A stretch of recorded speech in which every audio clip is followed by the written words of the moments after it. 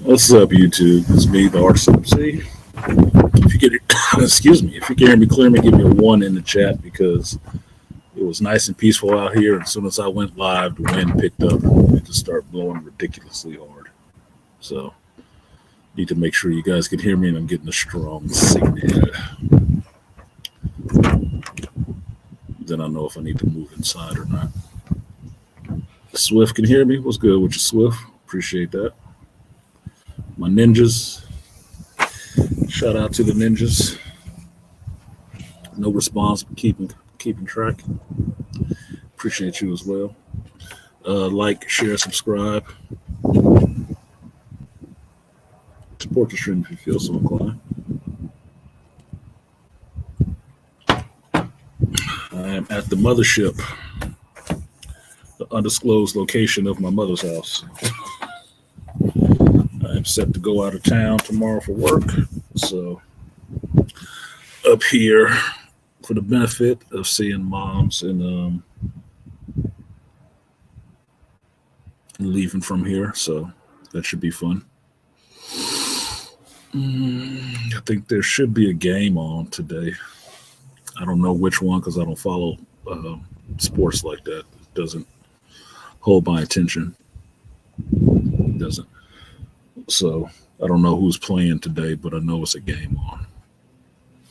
But I'm gonna slide in here, do my little piece on my little geek shit and election stuff, and then peace out and leave y'all to it. Because I have a bag I need to go away to make sure it's under 50 pounds. So I don't get into any shit at the airport. What's good, Beast? Said what's going on? You know, man. Usual schmusual. How I like to play with the words. I don't know what. This is a shitty color. This is not green. This looks like turd. So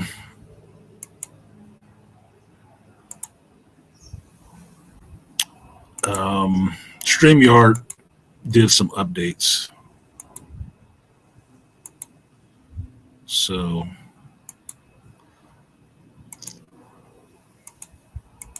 I'm screwing around with the updates.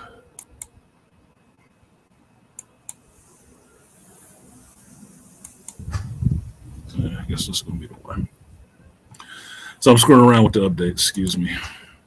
And that one did not look like green. It looked like baby diaper green, which I don't need my name being in reference to.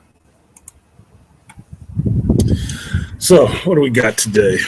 Well, thankfully, in some ways, Agatha is all gone. It didn't end all along. It's gone all along. What's good, studio? Yeah, apologies to you guys. I had forgot that I did not set up the stream for today. I did not set it up. So I had to set it up right before I went live on StreamYard.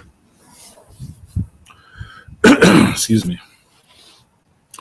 So as I was saying, so Agatha is all gone, and that's kind of a good thing because there's only so much mediocre content that I could stomach for a month. And I don't have to talk about it anymore necessarily, even though some good stuff did come out of it. If you're giving it a fair hearing out, there were some good things that did come out of Agatha.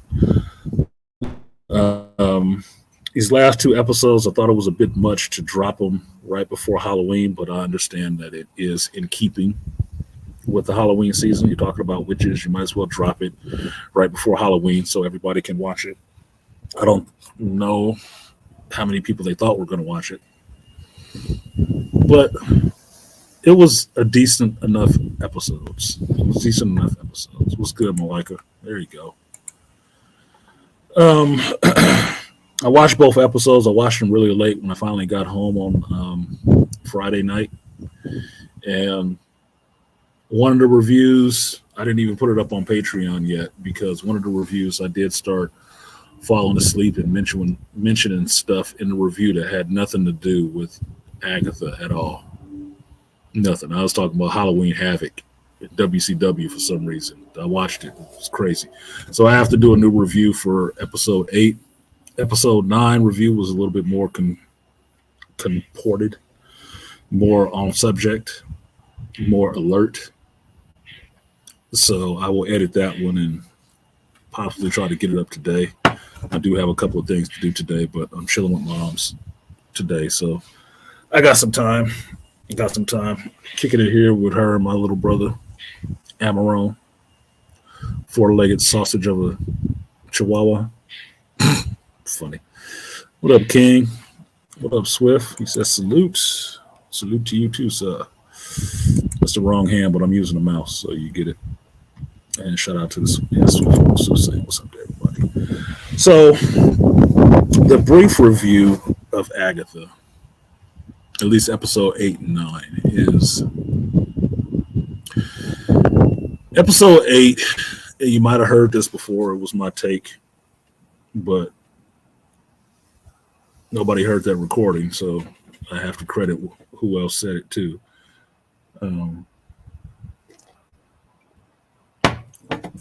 Kind of plays like a Usual Suspects episode, right? Wherein you find out that the team, Billy Maximoff, in another person's body, was actually responsible for this whole Witches Road thing. Now,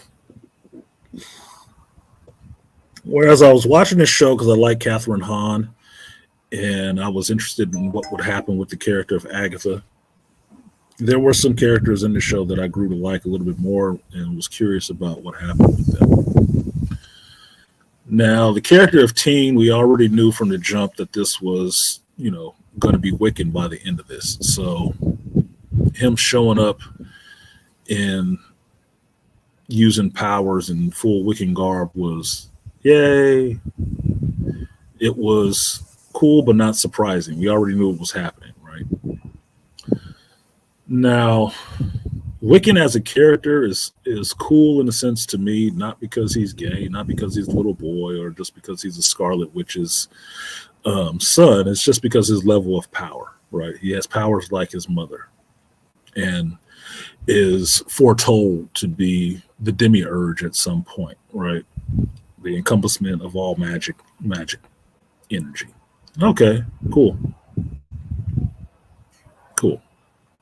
The overly powerful character is interesting in the MCU right now because they don't have that many right now, especially not ones that are pulling on something other than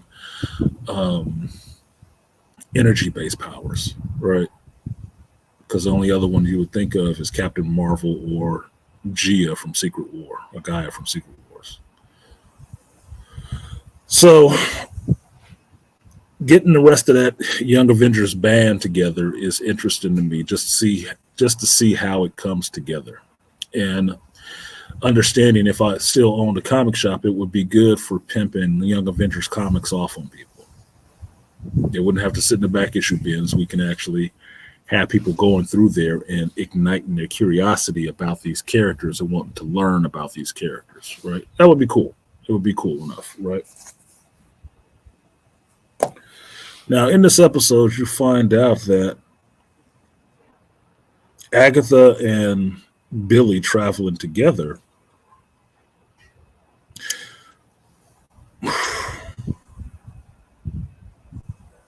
gives you a little bit more understanding of how this whole Witches Road situation is working. Because it's just Agatha, Billy, and Jen right now. And earlier on in the episode, you get to see what was happening with Rio while she was missing for a while when Billy starts spazzing out on him in like episode 6 and seeing that she claimed Alice, protection witch, and seeing what that Rio actually is Mistress Death. That's just what it was. Now that was spoiled way early in the show because you know, pop figures and hot toys, can't resist getting that shit out early. So there's spoilers. Okay, you already knew. You're just waiting for it to happen. You got to see Aubrey Plaza again, acting weird and wearing black makeup. All right, fine. It works. I guess it works for her. I don't know what it is, but for some reason she's looking kind of old to me right now. I guess that's because I'm got my little crush on Christina Milioti. My crazy eye white girls. Go figure. So you get to find out a little bit more that Agatha is actually testing Billy. And they end up in that final trial where everything is about pretty much Billy, right? You have some revelations with Agatha and Jen to find out that Jen was bound by Agatha. How exactly, they don't go into it, but people came to her and asked her to do something, and she did it. Because you have to remember that Agatha, in the comics and in this show, is hundreds of years old. Agatha's old as shit. Okay. The way she looks in the show is just how she's been perpetuating herself with magic or whatever. Into this final trial, you get Jen, unbinding herself from Agatha, which, if she doesn't have her powers, I don't know how that actually works. Maybe she just believed it hard enough. I don't know. But Jennifer Kale, sets herself free from Agatha's binding and leaves the Witch's Road. Now, this was fun to see Jennifer Kale because once they said her name, I don't think they said her name at any point earlier in the show. I don't know why I didn't catch this before. But Jennifer Kale is tied into the Ghost Rider thing. Like, if you read the 90s version, Dan Ketch Ghost Rider story, and you got up to the end, the final issue or whatnot, you get to meet that spirit of vengeance. And that spirit of vengeance was Noble Kale, right?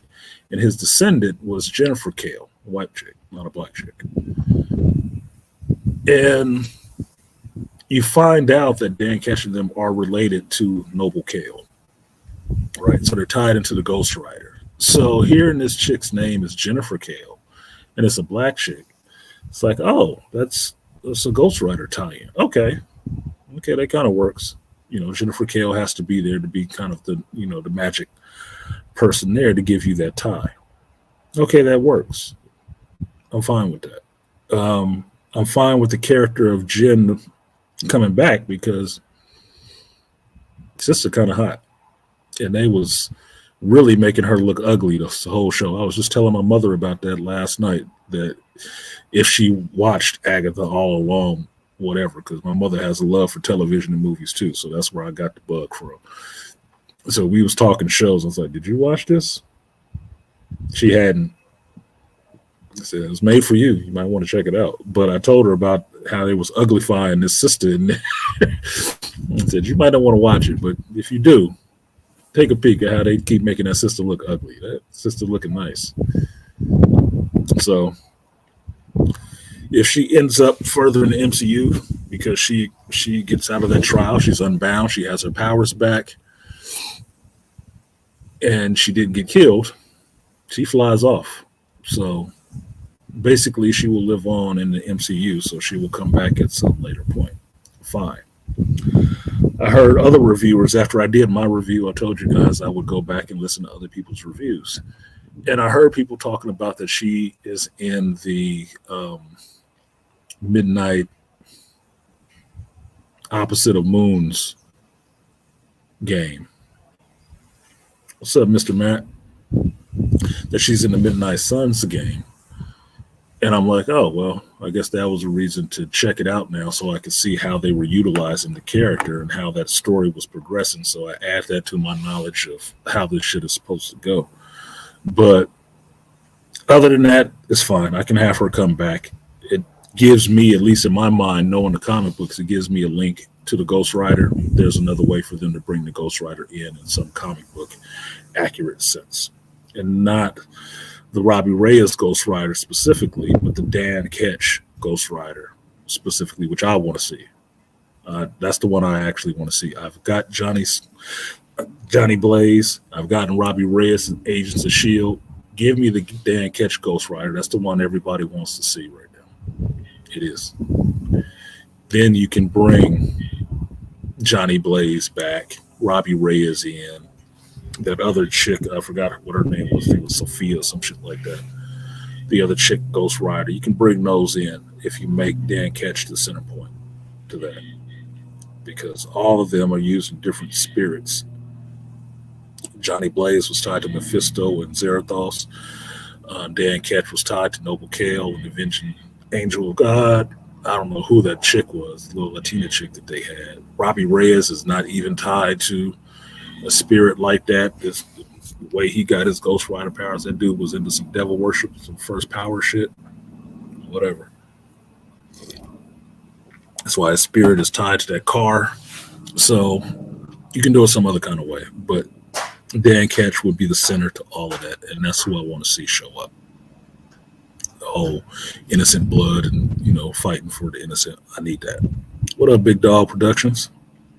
Y'all support the stream. Banner going across the bottom of the screen for you, not me. What up, good? What's good, Artisan, and all the OG geeks in the chat? How y'all feeling today? I'm feeling good today. Drinking my little bit of coffee because my mama got good coffee here. Good coffee machine. So I'm sipping on the coffee, sitting out on the patio. Y'all can't see it because I made it circular screen, but getting to do a stream outside. I can smell grass. What up, Tutriff? So I will look forward to seeing Jennifer Kale again in the MCU. She ends up leaving Westview, flying off like the Scarlet Witch, which is cool. So, okay, there's another magic user out there. She makes potions and stuff like that. Okay, that could be cool. Getting up to what I'm thinking of getting up to in Avengers 5 and Avengers 6, we need some power on one side of the board or another. You're gonna need some, other than some ground-based, throwing arrows and throwing hands characters. You need some power. You need some power on that squad. You do. It's just what it is. So if these people are out there, that makes it a little bit more interesting. Whether she makes the jump to the movies or they just keep using her on the Disney television platform is up to them, but we'll see what happens in the MCU. Now, later you have Billy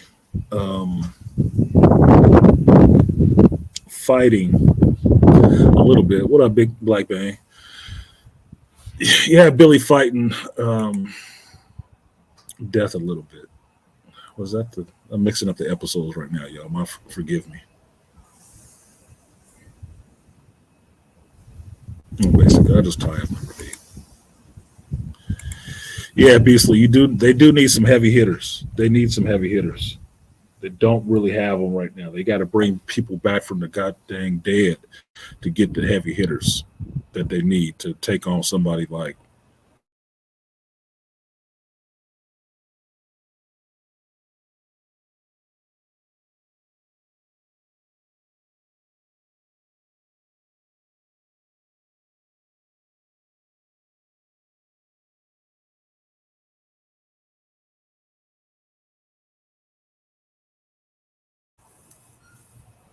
Dreamus Dragon. I understand that Doctor Doom is super deuce in the universe, in the Marvel MCU. He's number 2 in everything. Robotics, magic, science, he there. So taking on Doctor Doom is not just taking on somebody who is really smart and strategic and uses technology. He uses magic too. Not to mention time travel. You're going to have to bring your heavy hitter squad. You're going to have to get some big brains on board. So outside of T'Challa's gone, you got Shuri, Tony Tony Stark is gone, you missing some brain power on your side of the board, and you need somebody who can work some magic. Strange is still around. Wanda's gone. Supposed to come back. You need to beef up your side. You're gonna need some boys. You're gonna need some squad mates for real. What's up, Truss? I haven't watched your video yet about the Scorpio moon. It's good. You know what time it is. We all in November. You see, I got my face sitting in the moon right now for that reason. Scorpio season. One of my favorite villains, this man took out the Beyonders and took Reed's family from him. Some G shit. Yeah, look, I just want to see God King Doom. That's what most geeks are waiting to see. Give us God King Doom in this Doom War shit. That's all we want to see. Get the white cloak, gray armor, and sitting on the world tree. Because that version of Doom did the fool. That was some G shit. That Secret Wars was some G shit. He just took everything. He just took some everything. Like, I took it all. My will forced it all together. Like, nigga, he don't need a Green Lantern ring. That Doom is something else. So I want to see that in live action if they could pull it off. If they could pull it off. The Russos might be able to pull it off. I just didn't want Robert Downey Jr. as Doom. I didn't want that. I wanted a new actor. But if you can pull it off, awesome. If you can't, oh well. Anyway, this Agatha's crap. Agatha works with Billy to get him to understand that most of this hex was created by him, right? How powerful he actually is. And to get out of this final trial in the hex, she helps him find his brother, Tommy, which is the whole reason he was on this road anyway. He's not looking for his mother. He's looking for his brother. And what you find out is that they kind of had some consciousness when the hex was dematerializing. And that Agatha guides him in the sense that finding his brother is finding him through his memory of his brother, that he's still out there. You just have to find him. And what they do is Billy uses his power, which brought him into Tommy's body, to find his brother and find his brother a body to move him into. And what he does, he finds a boy that's jumping in the river or something like that with some other boys, and the boy drowns and dies. Now, basically, that means that the body is a vessel. The soul is the part that animates the body. The boy who jumped in the river dies. His soul vacates that body. And since that body, that vessel is now vacant, Billy finds his brother's consciousness or soul, whatever you want to call it, and sticks it into that dead boy's body, into that vessel, which means now Tommy is alive somewhere. Now, if you think of it in an Xavier hooked up to Cerebro sense, Billy at this moment has access to the world and everybody who may have died in this moment on this world. So he doesn't know where this kid is in the world, but he does know that the vessel was vacant and he sticks his brother into it. Now, the part that people will stick on, appreciate you, Sam, for supporting the stream. I will give you some booty shaking and some titty wiggling. I think I need to get Gabby B on here as one of my my new donation things, so she can be up to leche. Appreciate you, Sam. Tell me what, 3 or 4 times I ain't telling no lie, run it up. Never let a hard time on the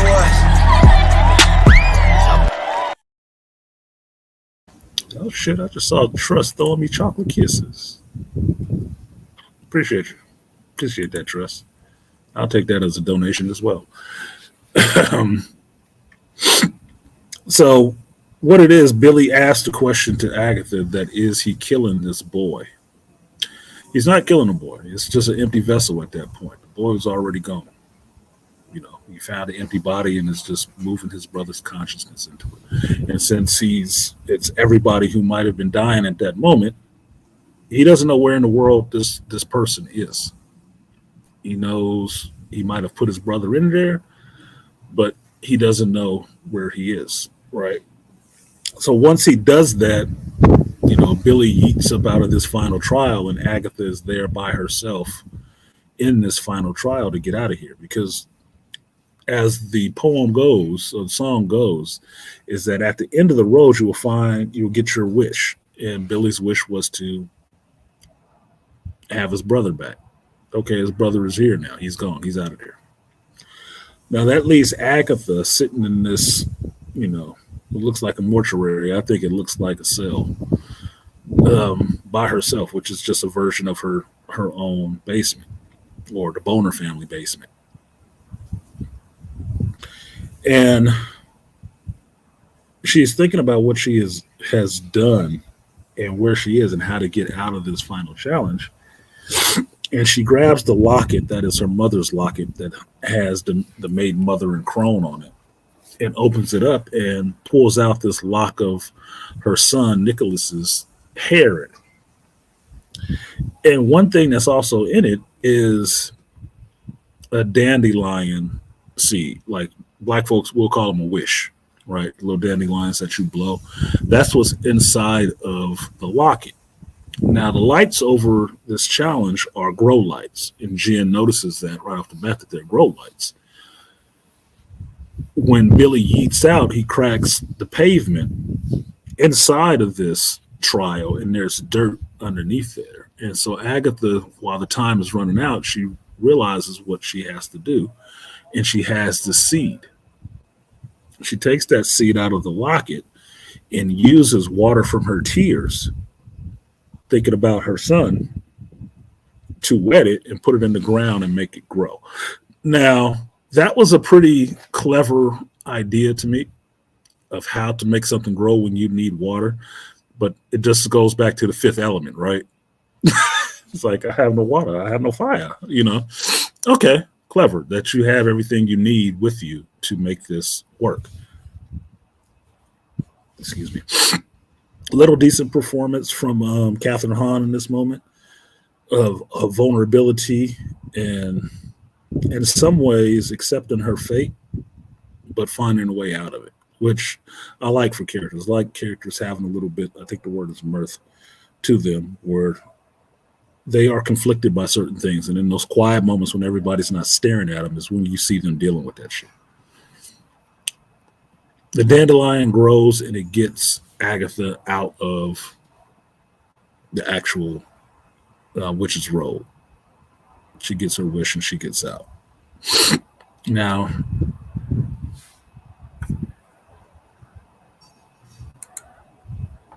Swift said, Billy's power implies that all magic power is connected to the consciousness. Is this magic power available to everyone with a consciousness? I would say, to your point, Swift, yes. Because as I understand how he is in comics of what the demiurge is, the demiurge would be all magic power in existence that can exist, that people draw on, which is not exactly how I understand magic to work, but fine, we'll rock with it. That's how they're saying it's working in their universe, right? So in that sense, everybody can draw on magic if you attune yourself or train yourself to do so. It's like being telepathic, right? If you believe in the astral plane and stuff like that, then every mind is connected to the astral plane. It's just certain minds who have the ability to perceive it and access it if they train themselves to do so. Mutants and stuff can, Charles Xavier, Emma Frost, Jean Grey, Psylocke, they just kind of hardwired into that shit. They know it's there. They can access it. A little bit of training, they can traverse it and do all kind of weird shit. Every mind is connected to it. Every mind doesn't have that back and forth connection like that, or not even aware of it in that sense. Theirs are. So, given this, what I understand and what you're saying in your comment and how the comic books have it set up, yeah, you could possibly, anybody can have some magical ability in them. Some people are just more adept at it than others. Some people are just more naturally gifted in it. Think of it like, if you don't like that, the telepathic example, think of it like the Force in Star Wars. The Force exists out there because life makes it, right? So everybody is connected to the Force, but not everybody accesses it or understands how to use it. You have to train yourself to learn how to use it, actually be conscious and believe that it actually exists for you to be able to work it in any kind of way. Some people are overly adept at it. Some people are just overly powerful in it just because the nature of the Force itself. But everybody is connected to it, whether you can use it or not. Everybody is connected to it. So it's in everybody. So magic in this sense, yeah, it might be. So once they are out of the hex, what you learned during the time that they were there was that Agatha and Rio kind of had a deal. And this is where some of the meat in the episode comes from, where Rio is telling Agatha that she wants the kid. She wants Billy because he is an abomination. Excuse me. An abomination in the sense that he shouldn't have existed anyway.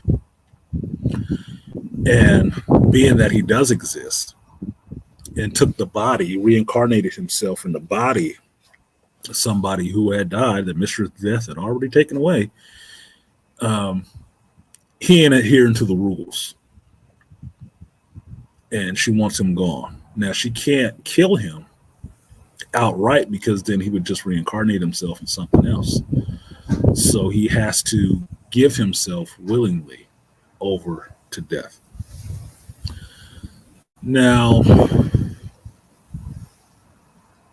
Agatha tells Death, since they've had a relationship, this is where a whole lesbian angle comes in, that she will get him to do it. But I think Agatha at this point is just trying to con Death. She's just trying to con her a little bit because she doesn't want to give this boy up to her. And in the final moments where they actually do come out of the Witch's Road and actually facing off against Death, Agatha doesn't have her powers. And Billy showing up in full Wiccan garb gives her some of his power. He gives Agatha a recharge so she can get her purple back, and they can actually fight a little bit with Death. Now, they're not going to win. You can't beat Death. This is the universal constant. Okay, it's not happening, especially not them doing it. But it's cool to see Wiccan in his costume because it is comic book accurate. He does look a little better than the rest of the bullshit he was wearing all season. It does. I like the hood get up, even though his little hood up makes him look a little bit too much like the hood. And I know they're putting the hood into some other television shows, so I don't want them to keep playing on that too heavy. Give him this little headband, red cloak, and give him that star pattern under his arms and shit. And I'll be good. But what ends up happening is that Agatha ends up sacrificing herself to Death. And this is where you finally get your lesbian kiss, where she goes up and kisses Death and gives her life, sacrifices herself for Wiccan. And you see her die, turn to grass, and Death telling him that he's okay. You know, the soul has been taken. And when you end up ending this episode, it's still episode 8, mind you, you end up seeing in a very Usual Suspects kind of way that Billy goes back to his room at the Kaplan house, and you notice all this imagery of these things that happen within the road. the shoes, the witches, most of this stuff, him really realizing that he did create the witch's robe. His power created the witch's robe because he has the same power as his mother. He warped reality. He created the witch's robe. It never actually existed. He created it.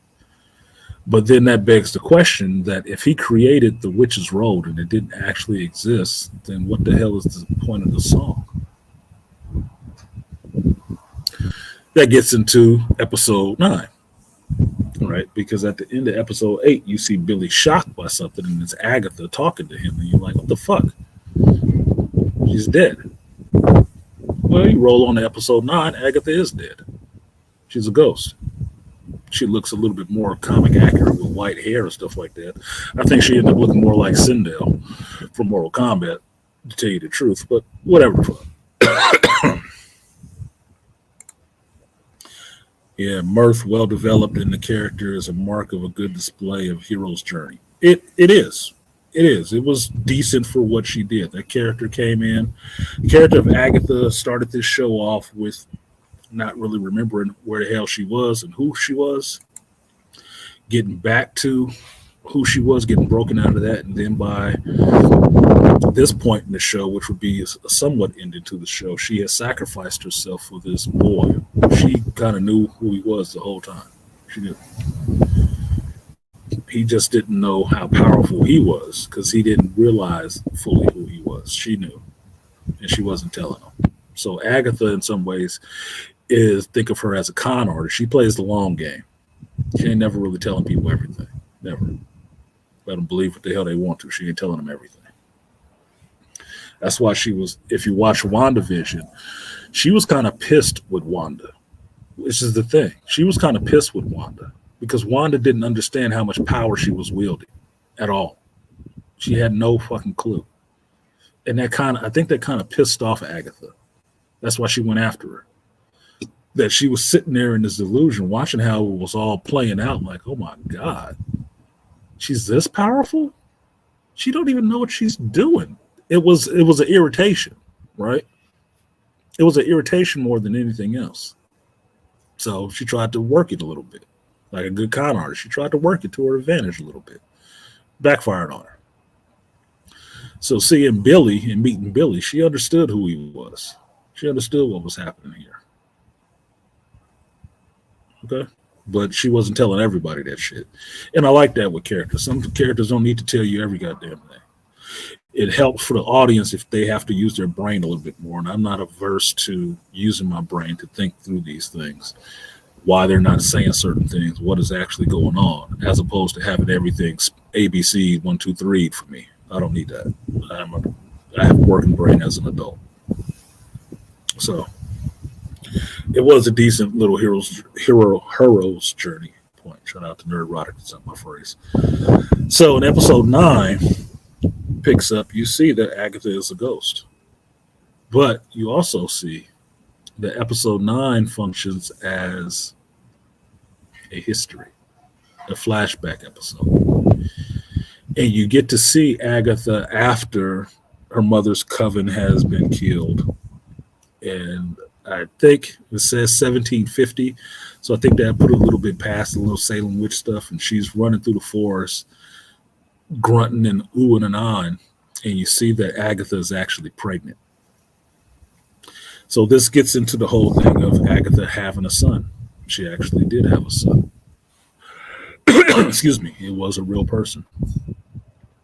Now, they don't explain how she's pregnant, who got her pregnant. They don't explain that shit at all. But in a show focused on just women, I didn't expect them to give a guy any shine, especially if he wasn't a moist towelette. So, fine. She's pregnant. She's going into labor. And while she's standing by this tree about to go into labor, you have Aubrey Plaza, Rio character showing up. And you find out that the baby that Agatha was about to have was going to be stillborn. But the baby is dead. 9 months in. She's not having a live birth. But Agatha kind of begs Death not to take her baby. And Death sort of complies with her and doesn't take the baby, but gives her time. Basically, is what it did. She just basically held her hand for a while. Right? Yes, with just like Acolyte, children born without men. Mm-hmm. Go back and read your Brave New World, Aldous Huxley's Brave New World. Go back and read that shit. Get it on audiobook and let it talk to you and tell you a story. You'll see some scary parallels in the world we are now. But that's fine. I just want my boiling bag baby. I want my artificial womb so I can start making my own kids. I don't need clones. I just want to start making my own kids. I'm serious. And some, not in the fucked up Dr. Moreau sense, but I got some good genes. So I want to make a couple more of them motherfuckers without the headache of dealing with somebody who think they about to be, raking me over the coals in child support court. I'll do it myself. Just let me, give me the easy bake with the with the boiling bag. Put it in there, add the ingredients I want, a shot of jizz, and let that shit cook for a while. And I'll come back and get it and raise it myself. No interference, no interruptions. Like I said, Agatha is a mixture of Obi-Wan, Palpatine, and Billy is a mix of Luke and Anakin. It could be. And this is what I'm telling you guys, and I'm holding to this. I haven't heard any other commenters pick up on this or mention it either. This episode, after you get through Nicholas being born and her naming him Nicholas Scratch and whatnot, excuse me, and Agatha and Nicholas still traveling the roads and doing what they do, which is Agatha using her son as a foil to get these other little witches to follow them or whatever, and Agatha sucking the energy out of these witches and killing them.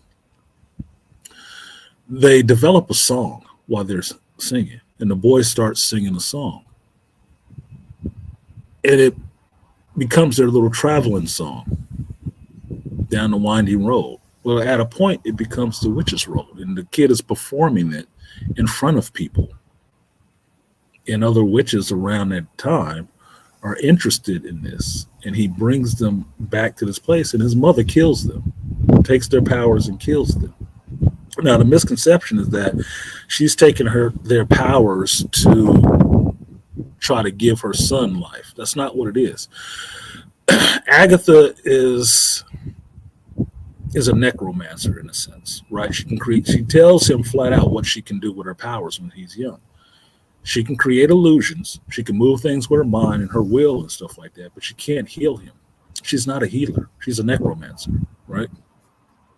So that is not her power set. So her taking other witches' power is not for her son at all. It's for her. That's how her powers work. She has to suck powers from other people to prolong her damn life. And since death gave her time and is holding back, she don't want to die. She wants to stay around longer and be able to fight death. So that's why she keeps taking these other witches' power. Now, some of it seems like she has to do it, like she is in some ways like a succubus. She has to take other people's powers, but they have to attack her for her to get them. Otherwise, she can't draw it out of them. This is why I think Agatha is kind of a witch mutant hybrid in a sense, that her powers work on absorbing other people's powers directed at her, which is an interesting thing. That's why I think she's a kind of a mutant in that sense. So anyway, what you find out is that Nicholas and Agatha create this song, the Ballad of the Witch's Road. They create that shit. It is what they use to get witches to follow them so Agatha can take their powers. Now, this gives you an origin of the song, right, that has been through this whole show. And this is what even further implies to me that that whole Coven of Witches bullshit that you saw in the Acolyte was stolen from this show. That was KK stealing shit from the MCU and putting it into a show when they had no idea of what they were going to do. And I say that because the most cringeworthy thing, one of the most cringeworthy things that happened in the Acolyte with that whole Coven of Space Witches bullshit was that damn song. And if you don't know the song, we could all laugh about it right now because it's so much fun. Power of one, the power of two, the power of many. The power of one, the power of two, the power of many.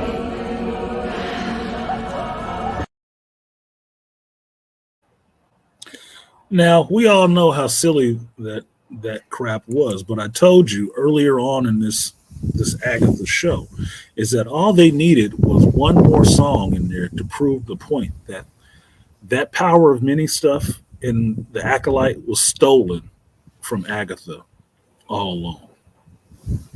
That's what it was. It was stolen from that show. The idea for witches and this singing shit was stolen because the Acolyte only had one song and you only heard it one goddamn time, which made it so freaking odd. But you have to understand, like I've told you before about KK, she is not original. She just steals. She just steals from other people's works. The Skeleton Crew is coming up next. What is that a steal of? The Goonies and Guardians of the Galaxy. She is ripping off other people's work to pass it off as her own, as, oh, we had an original idea. She ain't had original shit. You just piecemeal it from other people. That's why it never makes any goddamn sense. If you've seen these other works, you get it. Now, in Agatha all along, you get an origin of the Ballad of the Witch's Road. You don't get an origin of the power of many in the Acolyte at all. You don't. You don't know where this song come from. Why are they even singing it? No, but she heard about that from the Marvel because she's a producer. She would have heard. They're doing it right in L.A., right? Okay, she could have visited a set.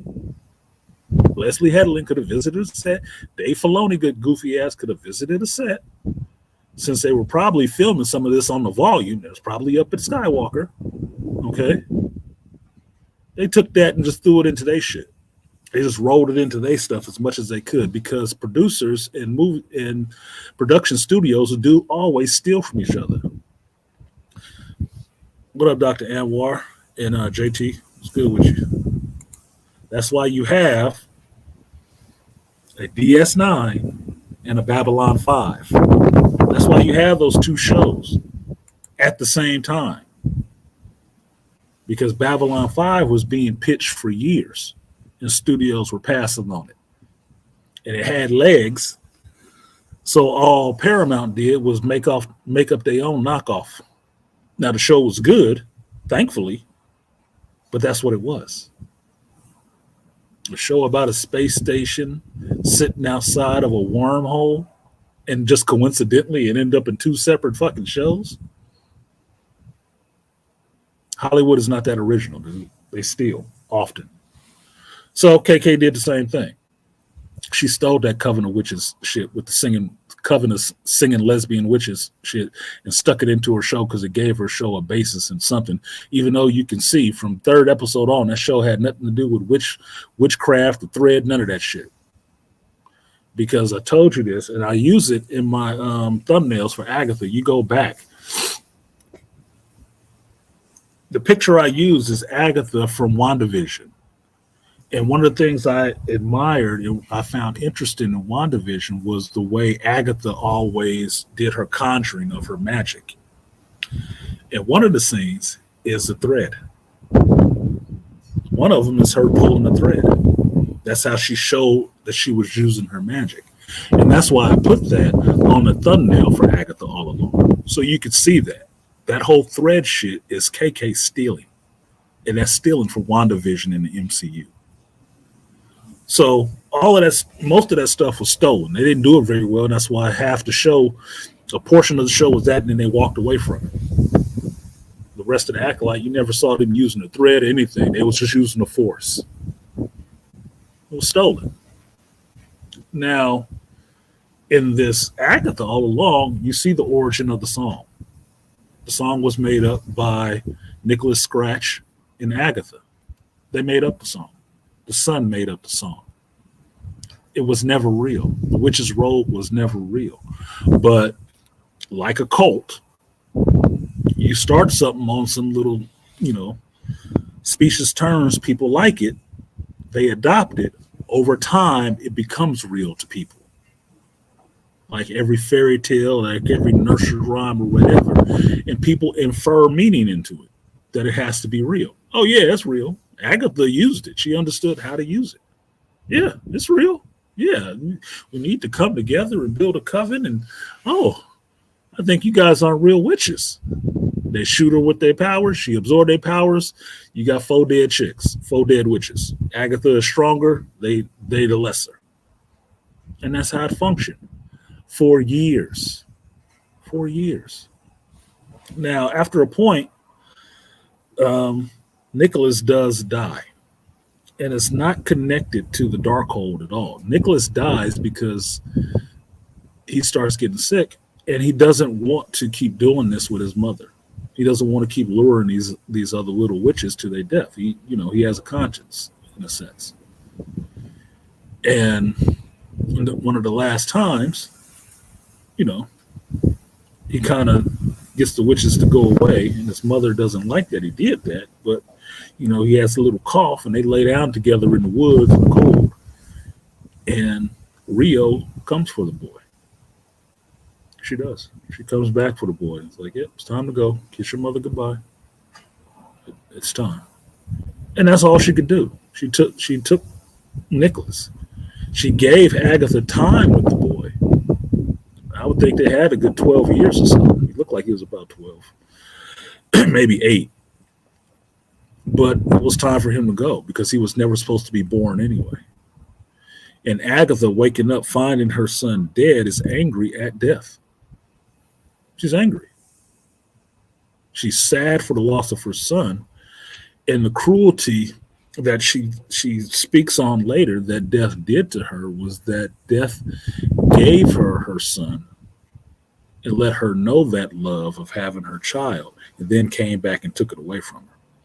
So it's no different than, they say in the military, you have this one trial where you have to care for this animal. Sleep with it, care for it, all the rest of the shit. Then at a point, you have to kill this animal. You do. It's supposed to teach you something, but look, I've been in the military. I don't know if it actually happens, but I've heard the story before. That's what it is. It's actually cruel to let somebody care about something that you will just take away at a point. And in some senses, it's just Agatha not wanting to accept the natural course of things and what death actually is. It's a job. Doesn't do it with a lot of glee. It's just a job. It's just what she's here to do. So when Rio later on the witch's roll talks to the other witches and tells a story about, having somebody she loved and they got mad at her for doing her thing, that's Agatha. Death actually loved Agatha. I would think she loved it because Agatha was sending a lot of work her way, just like Thanos. Why they fell in love, how they fell in love, you don't know. But Agatha didn't have a problem with killing people. And after Nicholas is dead and gone, she has no problem killing anybody else. She keeps using that song, and she sent a lot of witches, dead witches, Rio's way. So you get that backstory in episode 9 and where all of this comes from. And then you get the final part where you get back to Agatha showing up to Billy as in her ghostly form, and them having a conversation, and Billy realizing that he did create the witch's road. His brother is out there somewhere, and you see the two of them teaming up in a sense to go off and find Tommy Maximoff. And that's your episode. That this is how they go forward out of what comes out of Agatha all along is Wiccan understanding who he is, having his brother created, and going off to find his brother in the world. Fine, I told you that. I told you that I think I told you that last week, that they either find Tommy in this episode or they leave Tommy to be found in Vision Quest, the Vision show, the third part of this trilogy. Which is fine. It's fine. On the whole, for the series on a whole, although some moments were goofy as hell, it was a pretty decent show. It wasn't as cringeworthy as The Acolyte. It wasn't.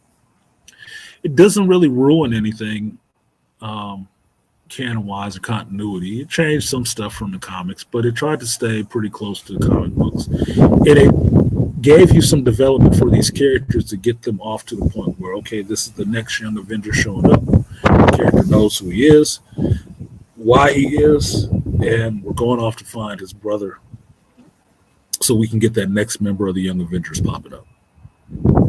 Fine. It worked.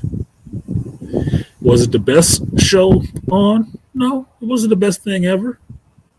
It could have been eye rolling because some of the shit was just like, oh my God, man, this is fucking cheesy as fuck. It could have been that. But for the most part, it was an entertaining, easy watch. It was an entertaining, easy watch. It wasn't that damn serious. It's not as good as The Penguin, hell no, but it's not as serious as The Penguin either. Some serious stuff happens in it. Like, it's a lot of dead bodies in this shit. A lot of women death. Just saying. It's just what it is. A lot of women got, murked out in this. Agatha doing most of them. But it actually deals with the concept of death straight up with you. It's not kiddie in a sense. Because you can't watch an episode of this and say, she's coming back? No, young child, she's not coming back. That woman is dead. It's over for her. So, in that sense, it was decent enough. Hopefully, you guys can still hear me clearly without all this wind. I don't know where the tornado came from all of a sudden. It's been blowing nonstop since I started streaming. It's quiet as hell out here. Something like I said, Artisan, list of mutant / witch hybrids, Selene, Hellfire Club, Wiccan. It's 2 C's. Young Avengers, Scarlet Witch, Avengers, Agatha, Salem Witches. Wiccan isn't a mutant. He's just, well, he was born with his power, so that could make him a mutant. Scarlet Witch in the comics is kind of a mutant, but she's also like supposedly the vessel for Chthon and shit like that. That's why she has chaos magic. Selene of the Hellfire Club. I think Selene is she's not a witch. She's like an external or something like that. And Agatha in the comics is just a witch. She's just a witch. Just in the MCU proper, how her powers, they have her powers work, it makes it look like a mutant to me. Because she's doing something that other witches are surprised by, which is absorbing their powers. Wanda in the MCU, being a mutant, gave her access to these powers.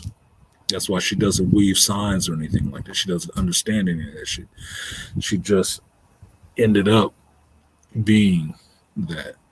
Wiccan and Speed are definitely kind of mutants because they just get their abilities from being born of this woman. He didn't have to learn magic or anything like that. He just got it because the person that he got it from had it. Same thing with Speed. So basically, if you want to look at Wiccan and Speed, look at Piotr and Wanda as Luke and Leia. Because Piotr has speed, Wanda has magic. Wanda had two twins, and those two twins have magical abilities and speed abilities. The same abilities, just transferred down to Wanda's kids.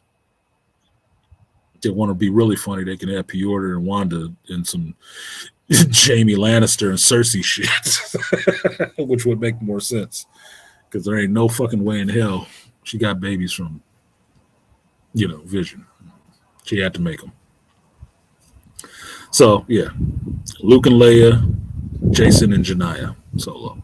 That's all it is. The twin births, same abilities. So Wicked and Speed is just Wanda and Piotr 2.0, literally.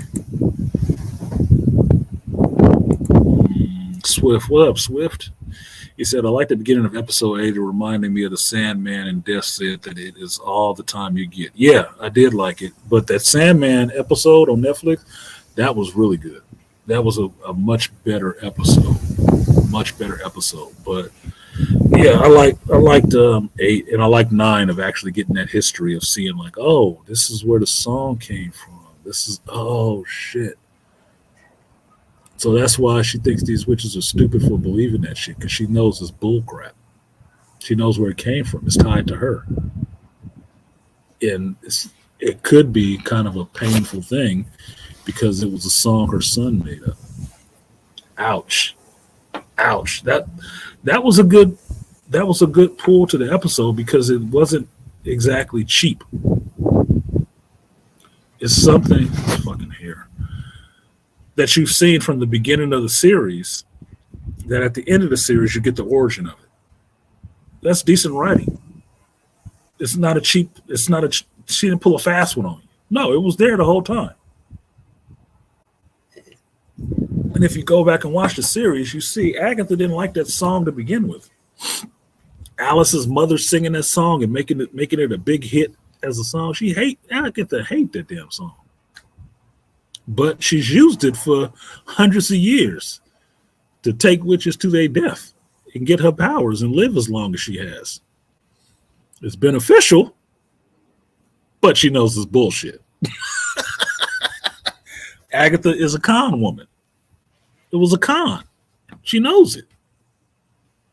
That's why she don't revere it the same way all the rest of these witches do. Like, y'all are so gullible. Yeah, the Sandman episode was way better. I'm not saying that the Agatha show was actually overly terrible. There's some cringe stuff in it that you can see coming a mile away.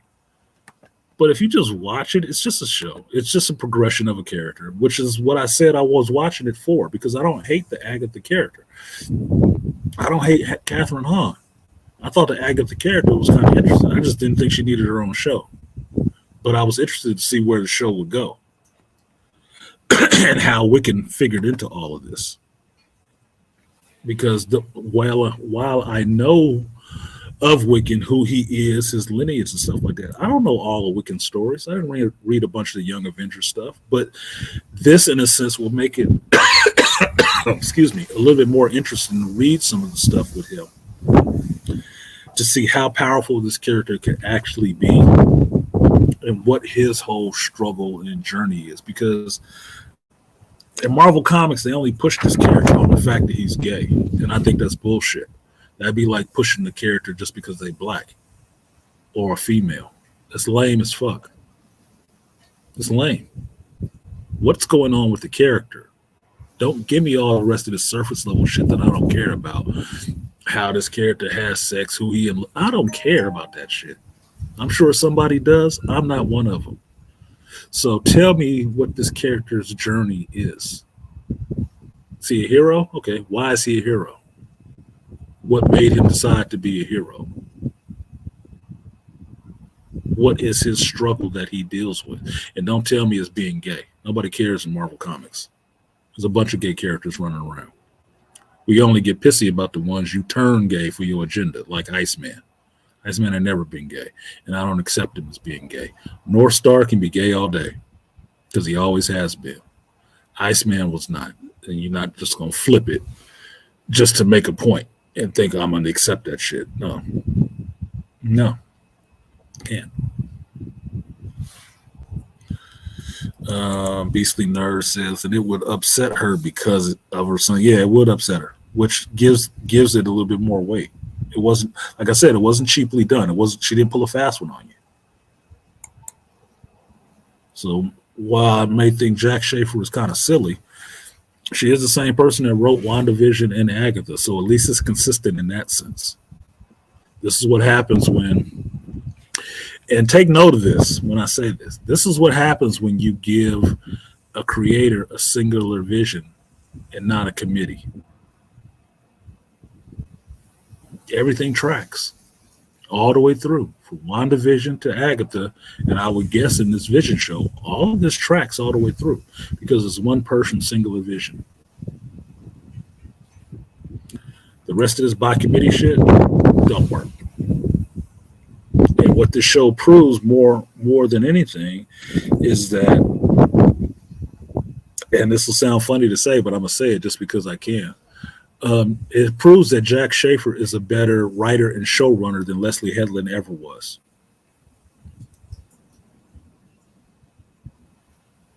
Ever. That's what it proves. Because at least mixing in the music in this made sense. And it was consistent because it happened more than once. But that's why the Acolyte looks like a cobbled together piece of crap, more so than this show, where we're gonna have some singing again. The songs wasn't that damn bad.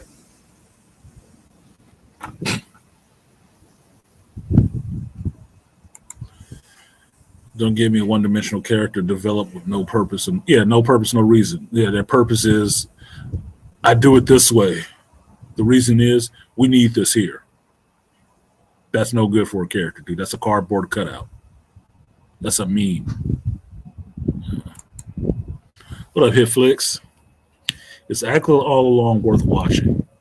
After the recent Disney debacles, i.e. the Acolyte, Obi-Wan, She-Hulk, I've been avoiding these new shows. Okay, I would say this, Hitflix. I don't know if you're a guy or a girl or whatever. I would assume you was a guy because I don't have that many females watch me because I say bitch way too much.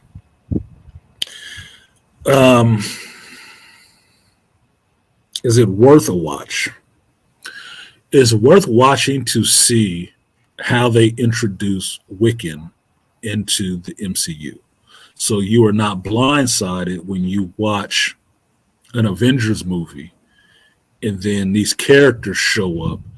It's like, oh, this is the Scarlet Witch's children. And you're not sitting there, where the fuck did they come from? Who are they? So you're not scratching your head in the theater asking questions. It's interesting for that. If you watch WandaVision, if you watch WandaVision, it's good to watch Agatha all along because you had to have some payback for how they left Agatha in that show at the end of WandaVision, how they left her. You have to have something. You cannot have this character just sitting out there with this personal hex on her head, walking around this town crazy for infinitum. You got to see what else happened with that. It's like solitary confinement. You can't throw somebody in a hole and just leave them there for 80 years. No, you got to see what happens because they're going to be a little messed up from something. So it's interesting for that to see the progression of the character of Agatha, where she gets to next, see the introduction of Wiccan. And now I would say, after seeing the series, it's interesting so you find out who Jennifer Kale is and how you can start getting the Ghost Rider into the MCU. It'd be interesting for that. How they actually work with magic in this is actually interesting, especially outside of Doctor Strange, because you understand Doctor Strange is a sorcerer. There's a difference between a sorcerer and a witch. It's magic. It's both magic. They just use it completely differently because sorcerers, it's in the name, they pull it from a source. Witches kind of have magic that's more tied into nature and shit like that. A little different. So it's different to see. It's good to see a different version of how they use magic and what lore they introduce with magic through the Agatha show in the MCU. It's fun. If you have a young daughter, you have a girlfriend, Watch it with her, and you'll see the interest in the show. For you as a guy, you might not care much about that shit at all. You'll want to see consistency with the characters and story and shit. It won't be a lot of action. So if you only watch shows for action, you're gonna be bored as fuck. You're not gonna like it at all.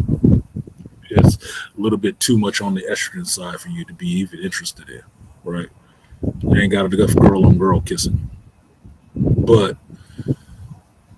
if you have a daughter, girlfriend, wife, sit down and watch it with them and see what they think. Get their vibe on it. Because the whole time watching Agatha all along, I was wishing I could get my crazy ex to watch it, because she doesn't watch much television, but she did watch WandaVision with me and really liked WandaVision. I mean, she broke down crying at some points in WandaVision. I was like, God damn, this is affecting you like that? Because she felt it. From a woman's point of view, she felt that shit. She felt the story in that, which heightened the experience of the show for me. If I could have got her to watch Agatha all along, I would be really interested. I'd be very interested to hear her reaction to this show, because she's the one who told me about who Catherine Hahn was and really liked the Agatha character. So it'll really be interesting to me to see how she takes the show with taking Catherine Hahn and Agatha character and where it got to in this. I think she'd probably be crying on this shit too. She probably would, especially with the point about having a stillborn child. Not that she ever did, but she's a woman. She's had a baby. She understands what kind of fear that actually is for a woman, especially in the 1700s. 1750, that's a death sentence down there, which is amazing to think about, that in a time where, 50 mortality rate on the mother and the child, if a pregnancy is inbound, these motherfuckers still had a bunch of kids. Still. Like, death was no deterrent in fucking and having babies. Never has been. So that was an undertaking. So she'd probably feel it on that, as opposed to the comic bookiness of it. Oh, it's because of the Darkhold. Because she'd probably get into it for the chick aspect of it. And she sings, so she'd probably be into it. So shout out to who I affectionately call my crazy ex. I wish I could get her to watch the show. I'll put it back in her ear again. See if she watches it and tell me what she thinks, because I would be interested in taking in that information from a female standpoint on what they gravitate to in this show. I really would. So yeah, hey Flix, that's where it would work to watch it. Is it worth watching? Yeah, for those reasons. Are you looking for action? No. But just understand, it's not the best show ever. It's not the worst show ever. The worst show ever for the MCU is tied between She-Hulk and Echo. And I say She-Hulk more so because She-Hulk was more offensive than Echo. Echo was just dumb. But She-Hulk was overly offensive. And not because Daredevil did the walk of shame. I thought that was funny. Even as a guy, I thought that part was funny. Just for the rest of the shit that happened in the show. Dumb. So it's not the worst show and it's not the best show. Because the best show, the best Disney Plus MCU show is, I really did like WandaVision. And it led off the shows because it was creative.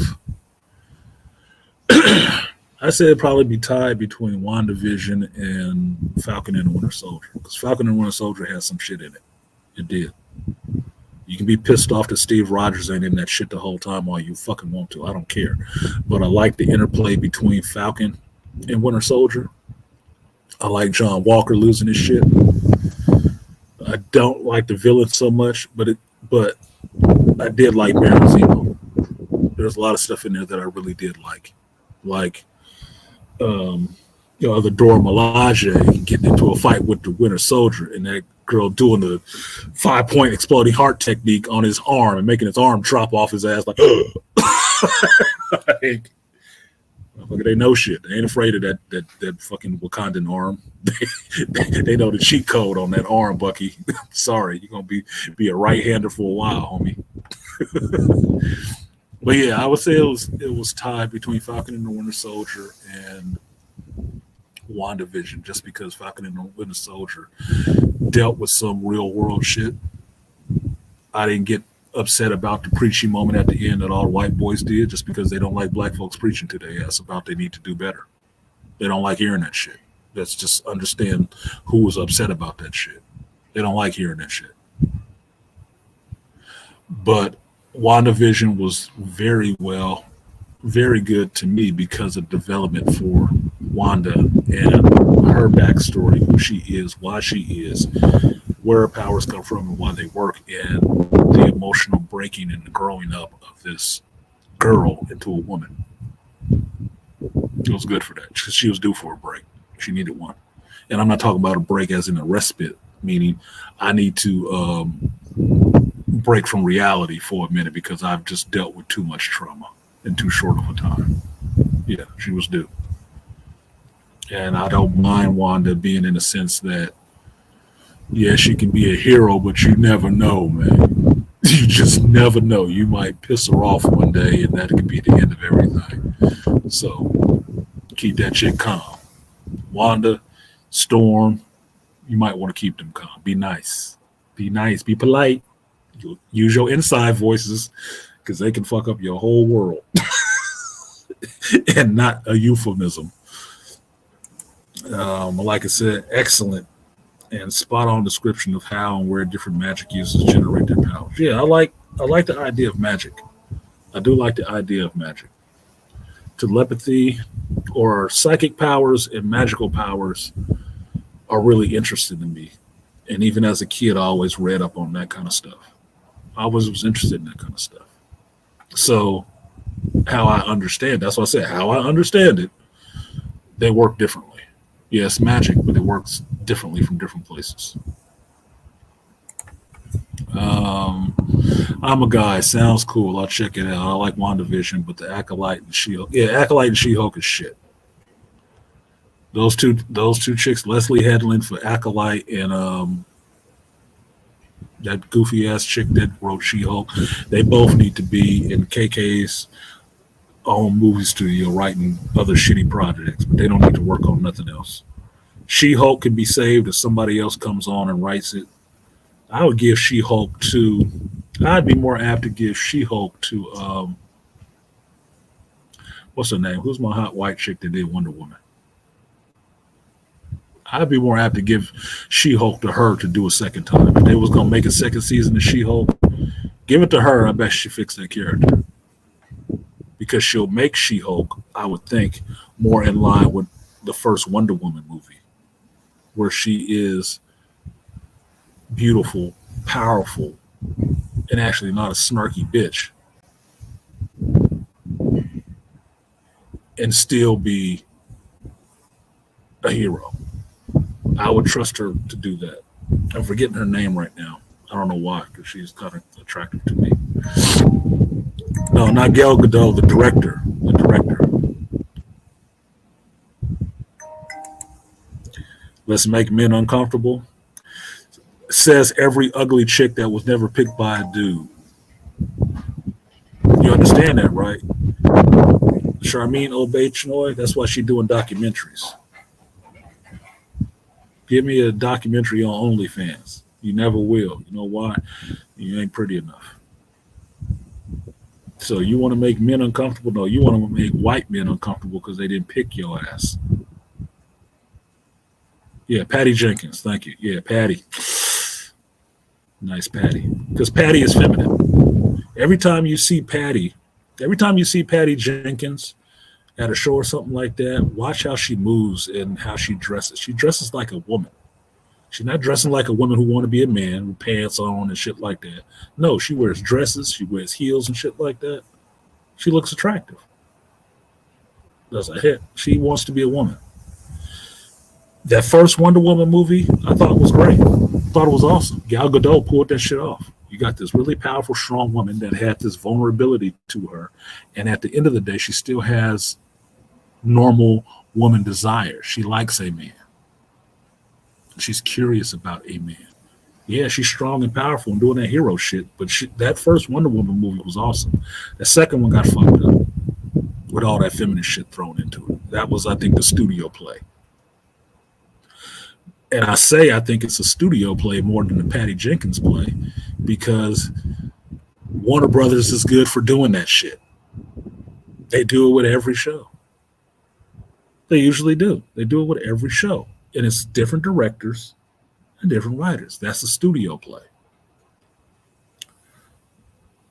So yeah, I'll give that's my vote. If you wanted to save She-Hulk as a character and get her to the point where you see her in the Avengers movie, like, yeah, somebody about to get their ass kicked, let Patty Jenkins work with She-Hulk and give She-Hulk that Wonder Woman treatment. The first Wonder Woman treatment, not that Wonder Woman 84 shit.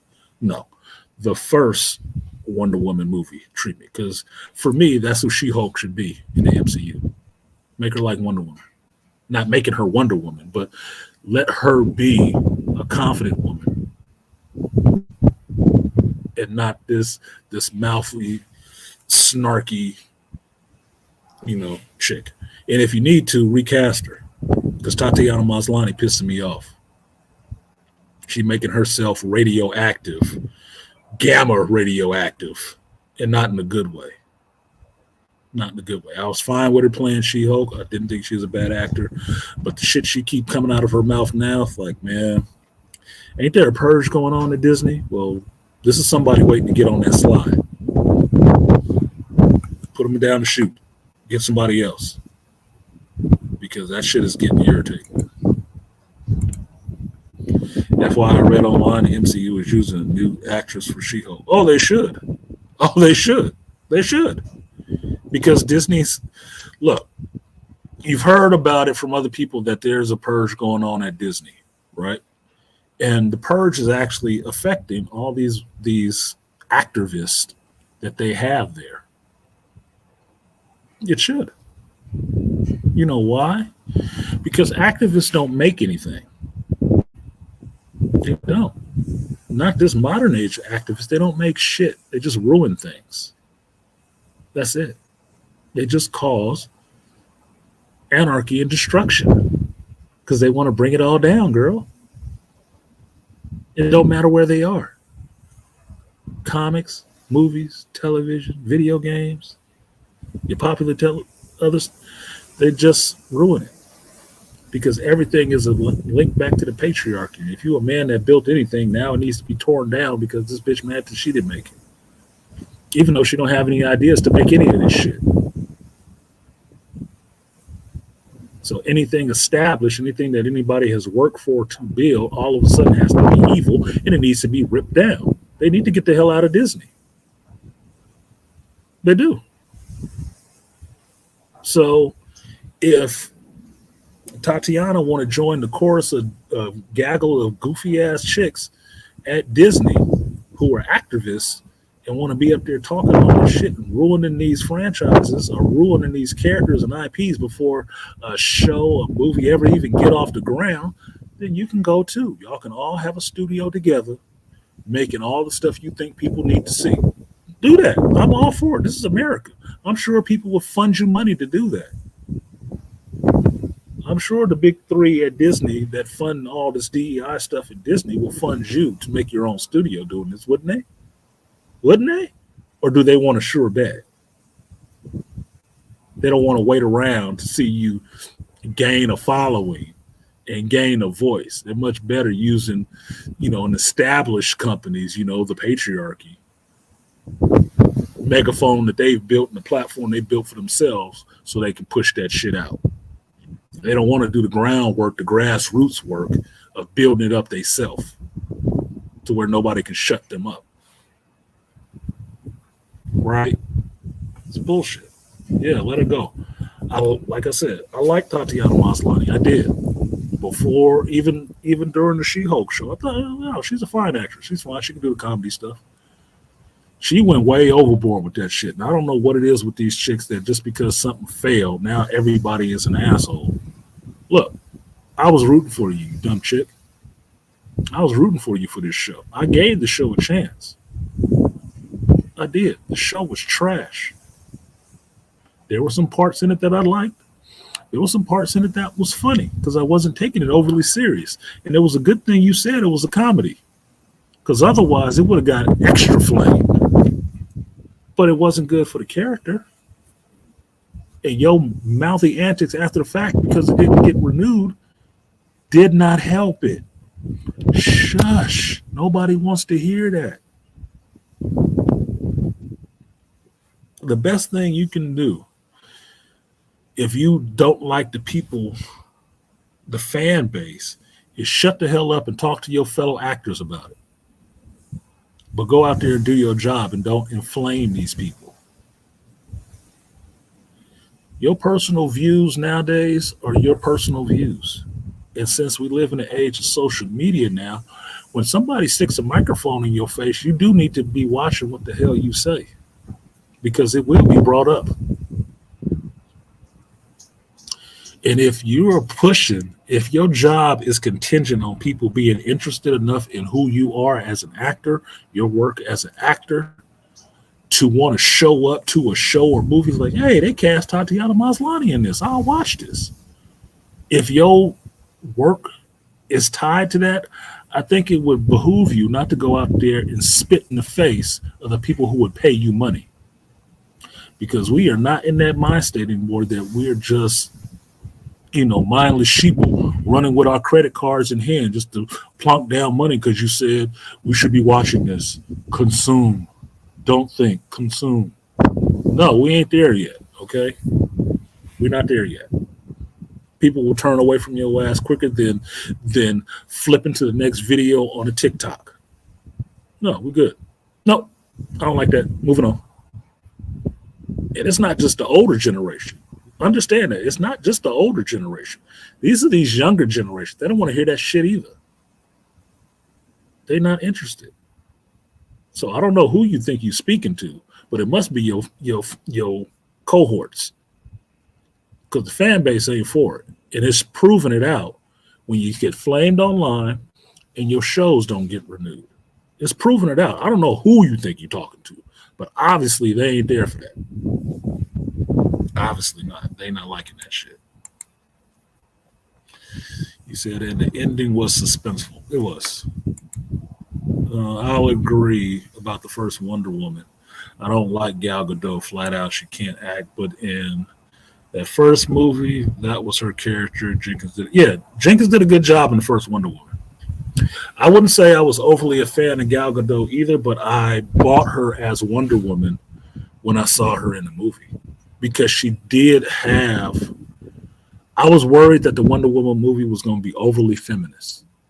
I was really worried about that. And it wasn't. She was a feminine woman who could just do all of this shit.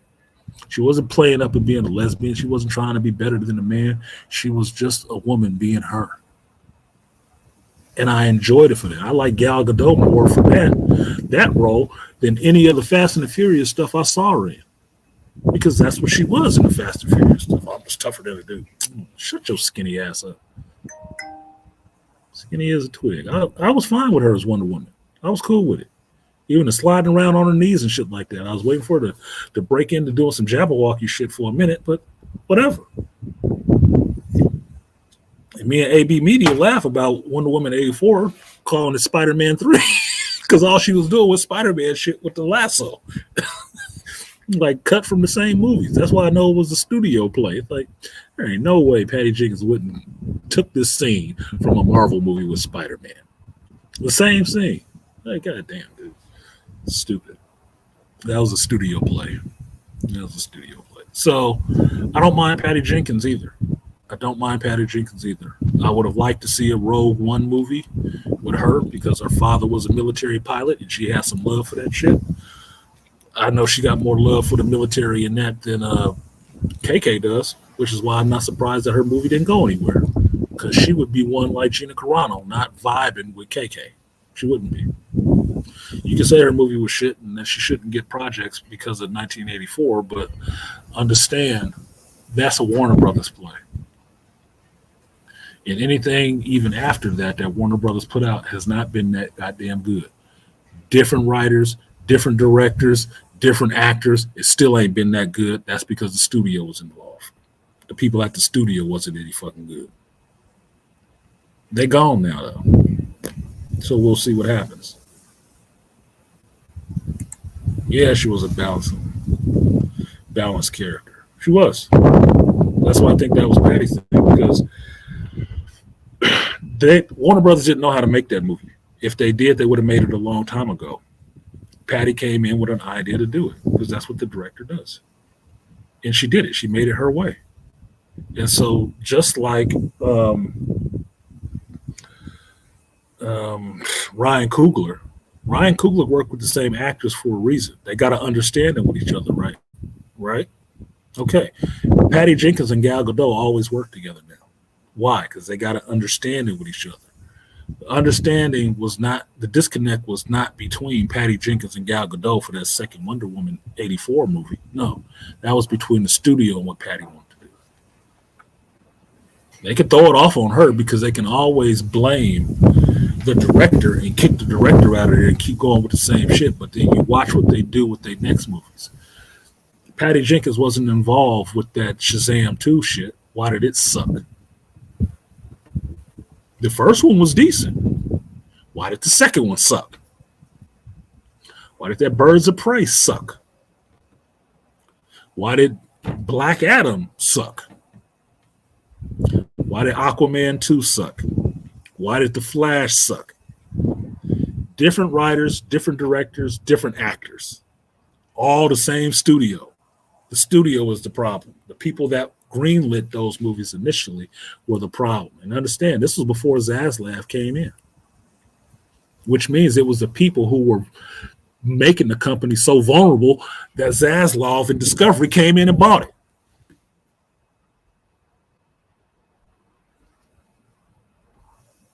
So, and we could put Joker 2 on that list too. Same people.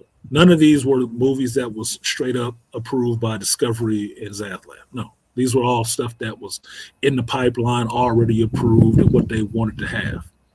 That's that what Ann Sorkin and that other goofy motherfucker that was there before them. That was all they doing. What they wanted to see stuck into this shit. So I don't blame Patty for that shit fully. Just like I don't blame Josh Wheaton for the JLA shit. That was the studio too. So y'all can follow the bouncing ball and whatever bone they say they want to throw you to say this is the problem. Go attack that. It's y'all. It was y'all, and that's why y'all gone now. Faceless dumbass producers. You know they version of KK they had over at Warner Brothers. We went from Diana working with men no problem to the sequel where every man not named Steve sucked. Exactly. Thank you for pointing it out, JT. The difference between the two damn movies and why 84 sucked and number one is beloved. Number one is beloved. I could watch number one now and still enjoy it. Yeah, it's the same director. It ain't the same people involved in it, though. It's not. Gotta watch these things. Shit, the list I just gave you, every number two at Warner Brothers before Discovery took over sucked ass. Every number two. Of each character, every number two sucked. For the shit they threw into it. They didn't make no goddamn sense. Every number two sucked. And every one of those number twos had a feminist bent thrown in it. Gumming up the works. Fucking hell. Just look at it on the whole, not in the micro. In the macro, look at the whole thing. Like, you know what? This timeline, every one of these second ones sucked ass. How is that possible? It's different people. It's different directors. It's different writers. What's the main consistency between each one of these? What dance partner never changed? The fucking studio. Oh, well, now I know what it is. Didn't need a Hollywood insider to point that out to me. I'm watching this shit. So, like, share, subscribe. support the stream of my analysis if you feel so inclined. I'm an independent observer of this media, and the thoughts and opinions you hear are my own, no one else's. So what else we got? It's Sunday, which means we got the Penguin tonight, and we got an election coming up. What, Tuesday?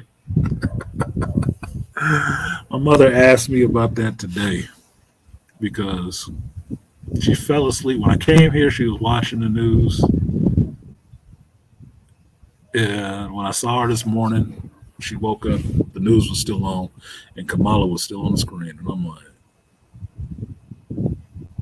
hopefully you didn't fall asleep to this shit. But no, my mama, she probably did fall asleep to the television, though, which means that bullshit's getting pumped into her head all night. She asked me about voting. I told her I'm voting for my daughter again this year. I will be in the South when the election happens, and I'm not necessarily worried about it. She asked me a couple of questions, and I didn't have my shit together. She said, "Oh, you ain't voting." I said, "Probably not. It won't matter. They won't miss me. He's speaking to me anyway. I'm not pulling out this presidential bullshit. I'm not interested. I'm not interested. There are certain little things I'm interested in, but I'm not interested in this bullshit. And as far as I know, like I've said before on here, I'm waiting for all of this stuff to go back to it's a secret election. It don't matter who the hell you voted for. It's nobody's fucking business. Just like your sexuality. It's nobody's goddamn business. Something between you and the person you want to stick something or get something stuck in you from. Political shit is between you and that secret ballot. That's it. And then you can go on and live your life with people without having all this goddamn division because you didn't check the red one and you didn't check the blue one. Like your concerns is the same as somebody, that don't live your life, don't live where you live or anything like that. It's not. It's a secret ballot for a reason. So shut the hell up about who voted which kind of way. I don't care. I don't care. And I mean that in the most direct sense. If you tell me you are a Republican and you voted for Trump, okay. If you tell me you're a Democrat and you voted for Kamala, okay. It makes no difference to me either way. I'm not going to hate you for it. I'm not going to talk shit to you for it. Just when whoever is in the seat of power starts doing some fucked up shit, I will look at you and like, what you got to say about your candidate? What you got to say about your president? All this Hitler bullshit that I'm hearing about Trump sounds ridiculous. He already been the president. You didn't see none of that shit happening. So what are you afraid of now? Payback? Well, you should be. He should get you some payback. Yeah, he could be above it, but you should have left his ass alone. I've said that shit before. Go on, you won. Biden in charge. Go on with your business. Leave that man to be old. No, you didn't want to do that shit. You want to keep fucking with him. Well, don't be afraid now for the consequences. Reap the whirlwind. Reap the whirlwind. Because I don't think he showed up and brought racists with him. Racists have always been here. Before him, before Obama, before Clinton, they've always been here. In some ways, they always will. I just want them to die off and stop infecting this younger generation with that same racist bullshit. Because most of us know if you can have some Australian-looking chick say she breakdancing in the goddamn Olympics, the world has moved on past this racist shit a lot. It's certain members of us that keep perpetuating that shit because that's the only frame of mind and context for living. I see way too many mixed couples, way too many mixed babies, way too many couples of all kind of nationalities to sit here and think that every one of them is racist. And it's only the white folks. No. White folks do more mixing with other races than black folks do. So there will be a contingent of people that don't like that shit. And there will be a contingent of people who do. Get over it. Deal with it. They're going to be here. They got the right to do that shit. Same thing with your sexuality. There will be people who like it. There will be people who don't. That's it. There will be people who will live their life and not care about it. And there are people that want to force it in your face. Like you got to be subject to seeing all they wears and what fors. It don't matter, dude. Nobody's stopping you from doing any of this shit. Nobody. What the fuck you want to just shut up in my face about it? I don't care. Just like you don't care. Shout out to Aqua Techie. Appreciate you, Techie, for supporting the stream. Techie said, checking in from TFCon Baltimore. That's what's up. He had a con. Getting my Transformers geek on. Salute to Artisan and the Geek Elite. Man, that's what's up, Techie. See if you can find me a punch counterpunch figure at the Transformers con.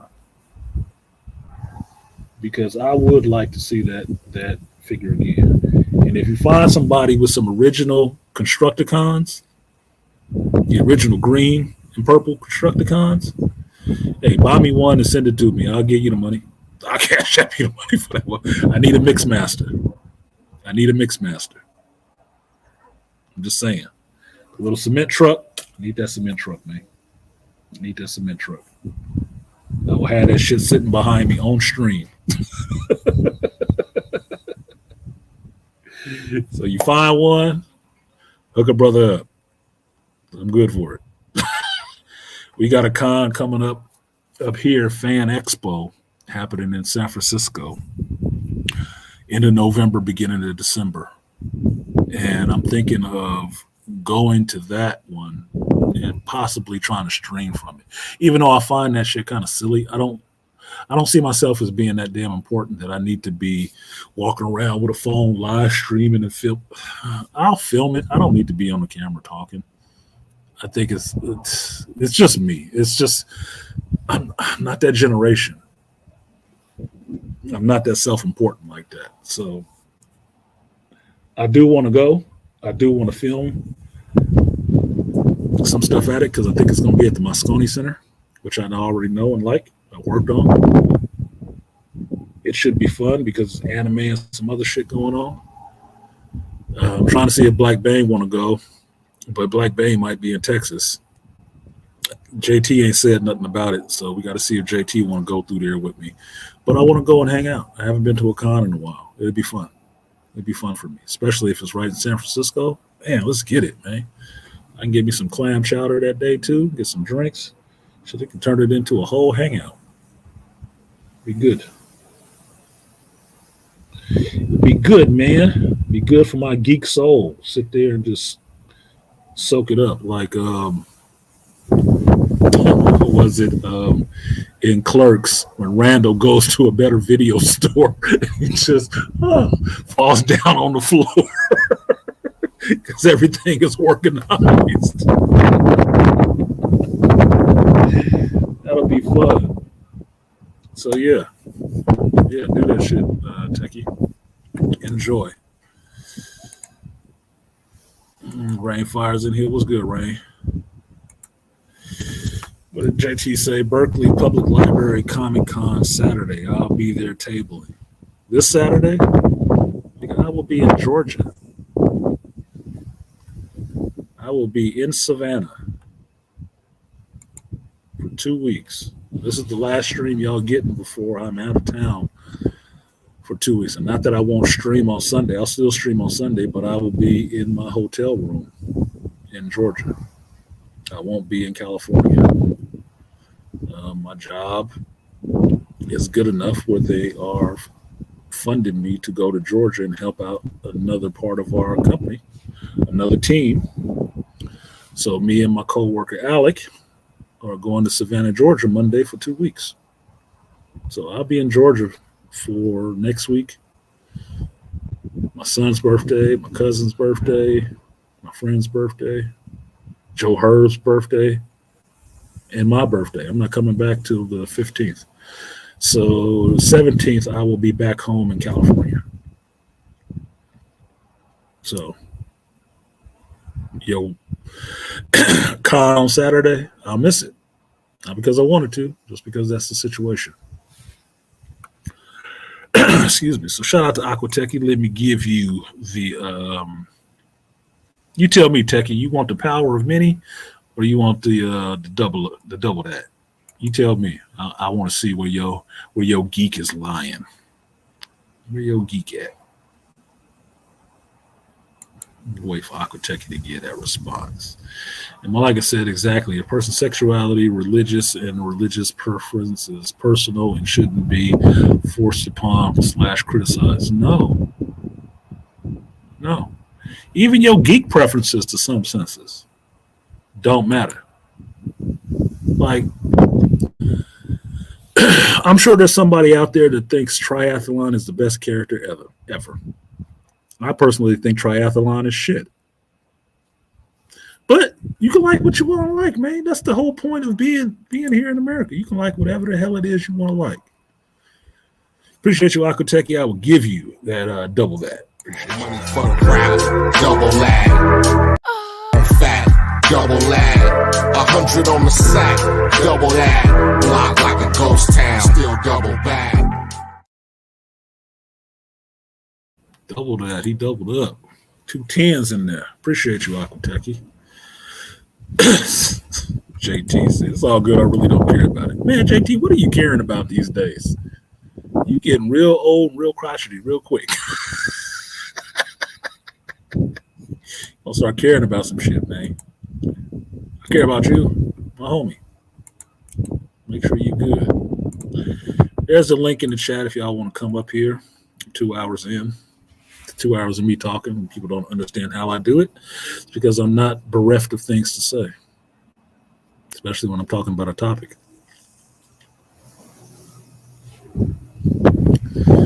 So, the point I was making is you can like whatever you want to like here. You can. You can like whatever the hell you want to like. And understand you can get criticism for it because the freedom to like whatever you want to like comes with the opinion of other people to criticize what it is you like. But it don't change you liking it at all. And if you don't want to tell people what you like, you don't have to. You don't. There's nothing saying anywhere that you have to fly your flag high and proud about what it is you like for everybody else to know. It ain't none of their goddamn business. It's not. Unless they see you out in public, then they know. Otherwise, it's not that you're living in secret. It's just none of your goddamn business. It's just basically what it is. I mean, you learn that in like relationships and stuff like that, right? Oh, look, Akuteki. My man at the con already got back to me. He said, dealer room closed. Sorry, no mix master or punch counter punch at this time. Okay, you at least knew what it was. Yeah, punch counter punch is what that first spy espionage transformer, man. He was punch on with the Autobots. He was counter punch with the Decepticons. He was getting intel. And no mix master, yeah. Okay, we'll see. But your personal preferences are yours. I don't fault people for that shit. That's why I never worry about it. Like, funny story. I'm at pool league last Tuesday, right? I'm playing, and the league captain who got me into it, was talking to me. We was just standing there talking at the table, and I was already mad about some other shit. But he's asked me some shit. Like he asked me, are you single? And now he doesn't mean anything by it. He just wants to build a league of really diverse and open-minded people, right? He's married, right? He gets married and got kids, young kids, right? So I'm like, yeah, I'm single right now. And he knows, he's just asking, right? And so he asked me, okay, gay or are you gay or straight? And I'm like, But that doesn't really matter, does it? He's like, no, I have to ask, right? Because he's trying to just understand where people are. And I know he doesn't mean anything by it. I said, well, no, I'm a lesbian. He's laughing. He's like, you ain't a lesbian. I was like, look, they can be male feminists, but they can't be male lesbians. Come on, man, that sounds kind of sexist.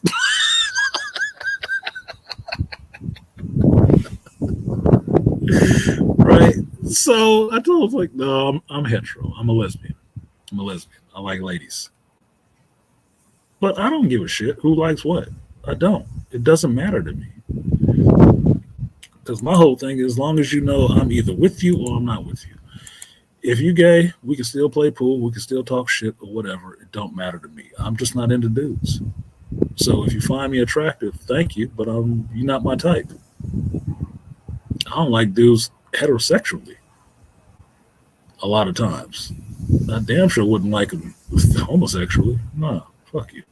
Do what you do. But I ain't got a problem with you. Right? You can be cool as shit.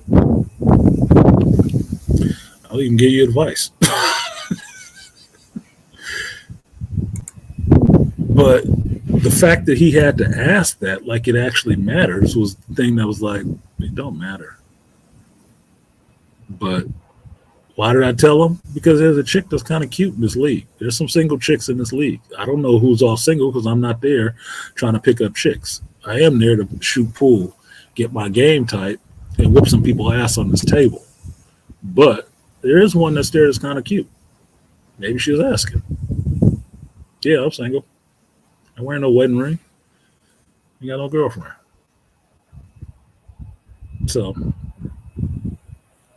want to slide into a pocket, just let me know. I will accept offers. I care about my brother's cash app. Exactly, JT. Let me see. I haven't even looked at the cash app one time on here. I don't know who donated or did. 1 second.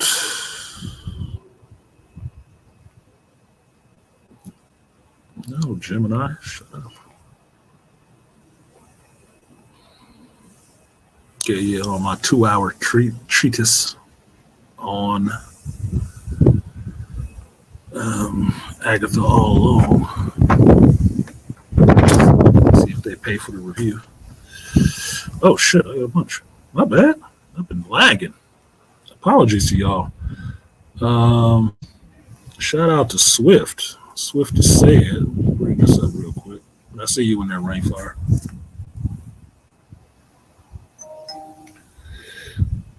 I was getting in the habit of not looking because I wasn't donating like that. Slow on the uptake.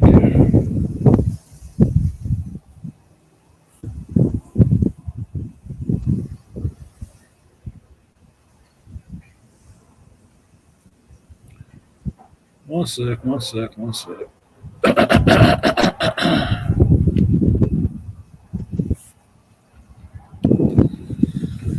So first one goes out to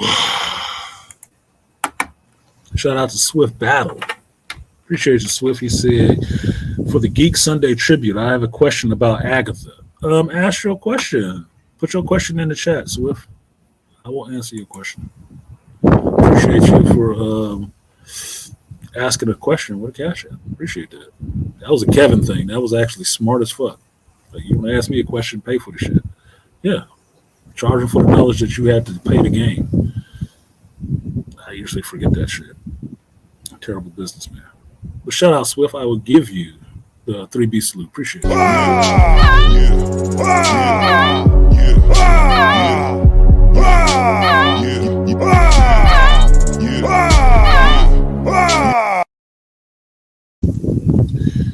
Shout out to Big Dog Productions. Appreciate you, Big Dog.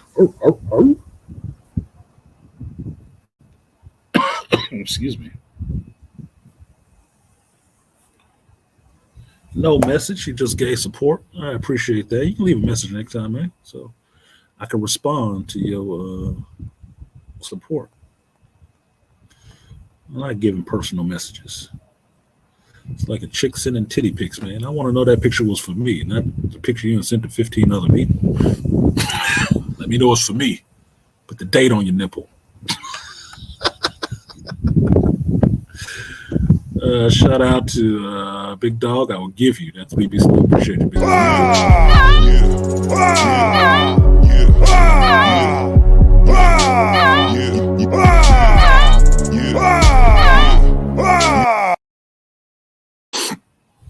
Shout out to Brandon for the support. He said for back from delivering candy and turkey necks.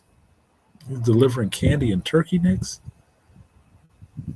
You packing up for Thanksgiving kind of early, ain't you?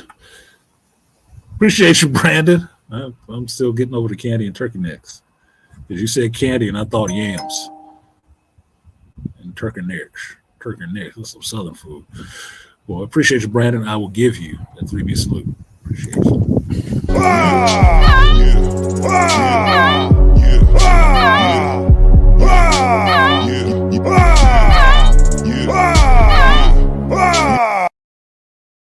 I got who this is now. This motherfucker changed his name.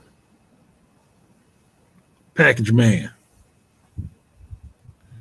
Hit me again saying, Maestro, please. Appreciate you. I will give you the guts and butts. Appreciate Number one, 3 or 4 times, I ain't telling no lies. Run it up. Never let a hard time on the you.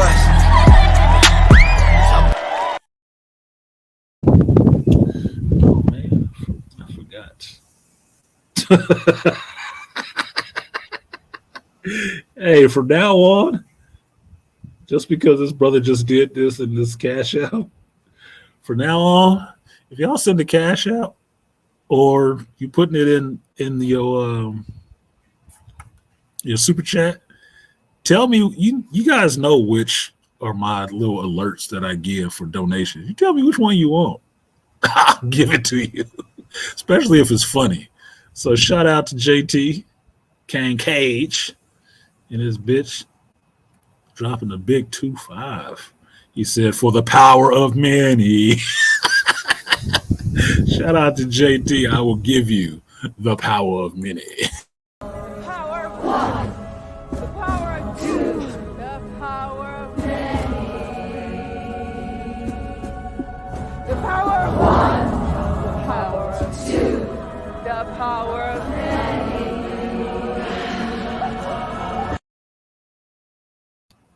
And the last one goes out to, last but not least, Rainfire Designs. He said, for the Sunday collection plate, I missed all the homecoming and Halloween debauchery yesterday because I have to work.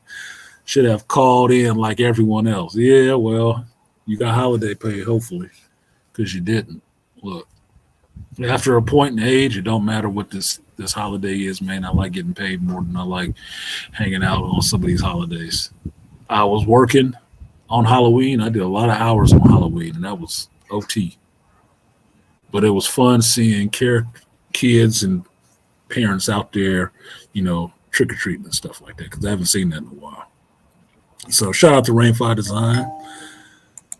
For the 10, I will give you the guts and butts. Appreciate you, Rainfire. Number one, 3 or 4 times, I ain't telling no lies. Run it up. Never let a hard time on the ones. Appreciate you. So Swift has this question. It says, other witches are able to live a long life because they are witches. What power does Agatha gain when she absorbs other witches' powers? I believe she gains their power, is what it is. She gains some of their power. Now, I heard the question asked on the Angry Joe show about, did Agatha absorb take Wiccan's power? A portion of his power. I don't think it works like that with him, right? Because his little source is a little bit unlimited, given the level of things that he can do. I think she just took on just the power aspect of it, not the attributes of the power. And I think that's what it is that she takes from the other witches. Like, think of it like absorbing their chi. She just took their fucking chi from them. You deplenish. You basically what it looks like it is that she's doing most of the time is still in their life force, and their magic is tied to their life force. That's why they end up all desiccated, looking like they all sucked up and shit like that. She stole their life. So in a death note sense, she added their life total to hers. She just gained their life totals, man, and she just upping her numbers. So that's why she's been living so long. Witches in general can live long times through magic, but I think Agatha, by killing all these witches, everyone she kills adds to her life and keeps her living a long time. That's probably why she looks so young, and that after she kissed death, she got old.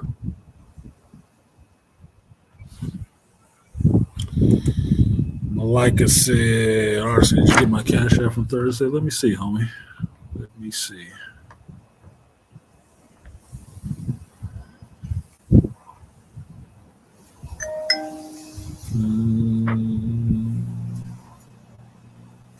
Yes, I did, Malika.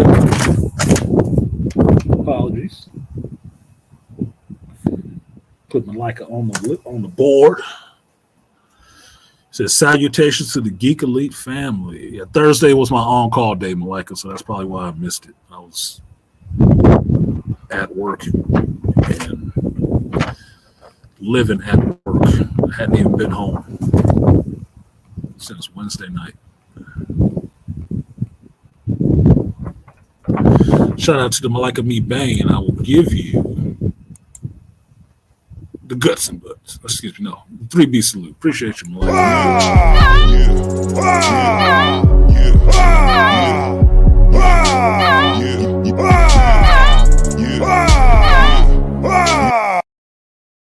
Apologies. I'm sorry I missed that, Malika. Apologies. Yeah, I hadn't been home since Wednesday night. Shit, it wasn't even Wednesday. It's like Tuesday night. I went to play League Tuesday night. It ran really long. I was playing pool or was out waiting to play pool until damn near midnight.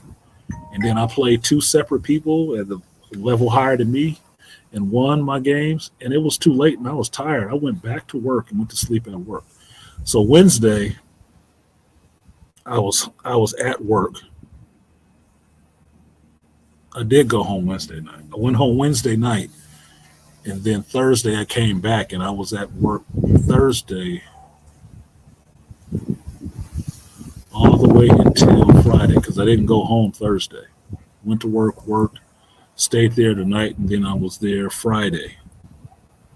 And then Friday evening I came home and got home late. I was up late, packing and shit like that, getting stuff ready for the trip. So yeah, it's been a week, man. That's why I had videos haven't gotten done. Wasn't at home long enough to do all that shit. Rainfire said I could have been watching the guts and butts at the annual burlesque show last night. Now I gotta wait 6 months. Yeah, you should have went to the burlesque show. I don't mind a good burlesque show. I was mad the last one I went to when the little Asian chick was hitting on me. And I went there with a mixed Asian chick. And then she started acting a little, territorial, holding my arm and shit like that. We wasn't dating or anything. So she was kind of warding the other chick off that was interested in me. And I was feeling her. I was like, oh, what the fuck, man? Don't be pissing on my leg. Yeah, I came with you, but you ain't trying to fuck me. She hasn't. And all that time, I could have been fucked that little burlesque chick. Because I like what she had going on. I like the way she moved. Fucking up my game. So I haven't been to a burlesque show since then. Because the chick that I went with, her friend was the one doing them. So, my prospects around there was probably dead. Probably put the stank on me.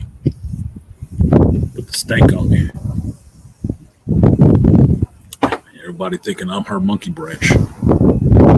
Her pole to slide on. She wasn't. She could have been. She wasn't. She didn't want to be. It's a business. Anyway, like like I said, link is in the chat if you guys want to come up. I might switch this to moving inside because it's getting more windy and it hasn't stopped in 2 hours. So, what else we got? I was talking about election and people's personal preferences. I don't give a shit about this election. I'm just waiting to see how it plays out. Do I think there will be violence? No, I don't. I think people got other things to do. I think certain people are pumping enough fear out there for you that they get you to herding into the right direction that, or I should say, the direction they want you to run into. And that's what the fear is for. The fear of violence, the fear of this, the fear of all the rest of that stuff to get you to remember and all the rest of the shit that they have put out there in the social consciousness to be unsavory and have you scared and running in the direction they want you to run into like some untrained, unthinking animals. Fuck them. I'm not afraid like that. Folks gonna do what folks gonna do. So do I think there'll be violence? No. If I'm wrong and there is violence, oh well, I'm wrong. What does that have to do? What does that do for me? Nothing. I'm just wrong. It don't mean shit. It's a prediction. It's not a directive for people to live their life. So I'm not worried about it. It'll just be another election. It's another election. It's not that goddamn important like that. Unless you're worried about your right to kill babies and stuff like that.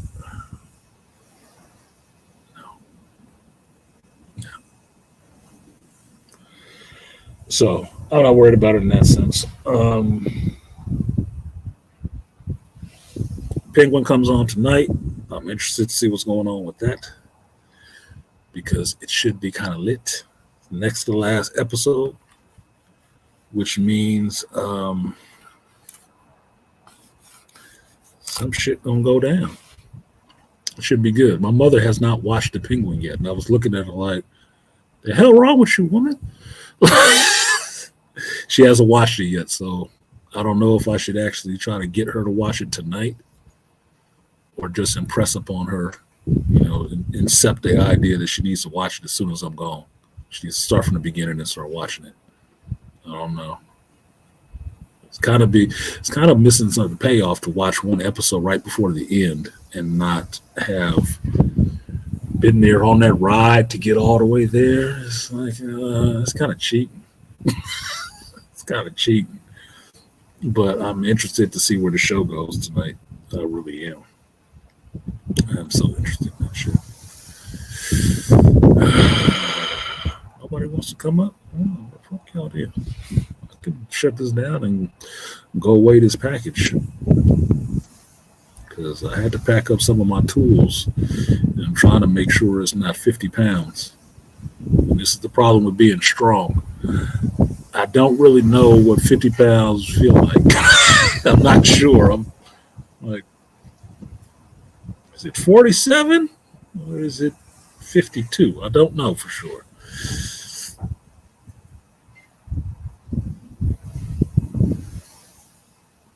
Will an eye crowbar be used? Oh, shit. Will a crowbar be used in this episode? Somebody getting tortured. I already told you, Malika. I don't see Sophia, just given the way the show is running with the women, it's being written by a woman. I don't see a woman having one woman torture another woman, especially an old woman. I don't see that happening. Will she get killed? She's going to have to get killed. Mama going to have to get killed sooner or later. She got to get killed or she got to die of natural causes or something. I don't know. Being that she is the only thing that Oz cares about, I could see Sophia putting a bullet in his mama, to make up for the fact that Oz killed Alberto, the person that Sophia cared about. I could see her doing that. But the torture is going to have to be on Vic's side. Vic going to have to be the one getting tortured. The crowbar was probably used to get into the house because you already saw the crowbar when Sophia and Sal broke into Oz's place. They already had crowbars to break into the house. But Vic got distracted with Francis, and he heard the door, but he didn't go because he was distracted with Francis. So they don't know she's standing in there. And I'm sorry, when I got to that point in the episode and saw Sophia standing there with a crowbar just watching, I'm like, oh shit, that's the worst person that could have found y'all. Oh my god, dude, that's gonna be tough. It's gonna be tough. And seeing the preview of what was gonna happen next episode, knowing somebody getting tortured is like, gotta be Vic. Vic got to get beat up. Vic has to get beat up because Vic is the only one who actually knows that Oz killed Alberto outside of Oz, outside of the girlfriend. He knows. He helped him dispose of the body. He's the one that cut off Alberto's finger. Sophia has to find that information out, which means she gonna torture that boy and cut off one of his fingers or something. It's like, this shit gonna be rough. Oh my god, it's gonna be rough. And it's already been put out there that what happens in this Penguin show leads into the Batman 2 movie. So Oz has to survive. Sophia might survive. Clancy Brown is a movie actor that does television and shows too. So he could survive as well.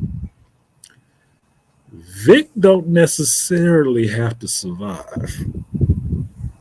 And Frances don't necessarily have to survive because she's already asked her son to take her out if she gets too far gone. She don't want to be there living like not remembering what the fucking stuff, just sitting there stupefied, staring out a window. I could understand.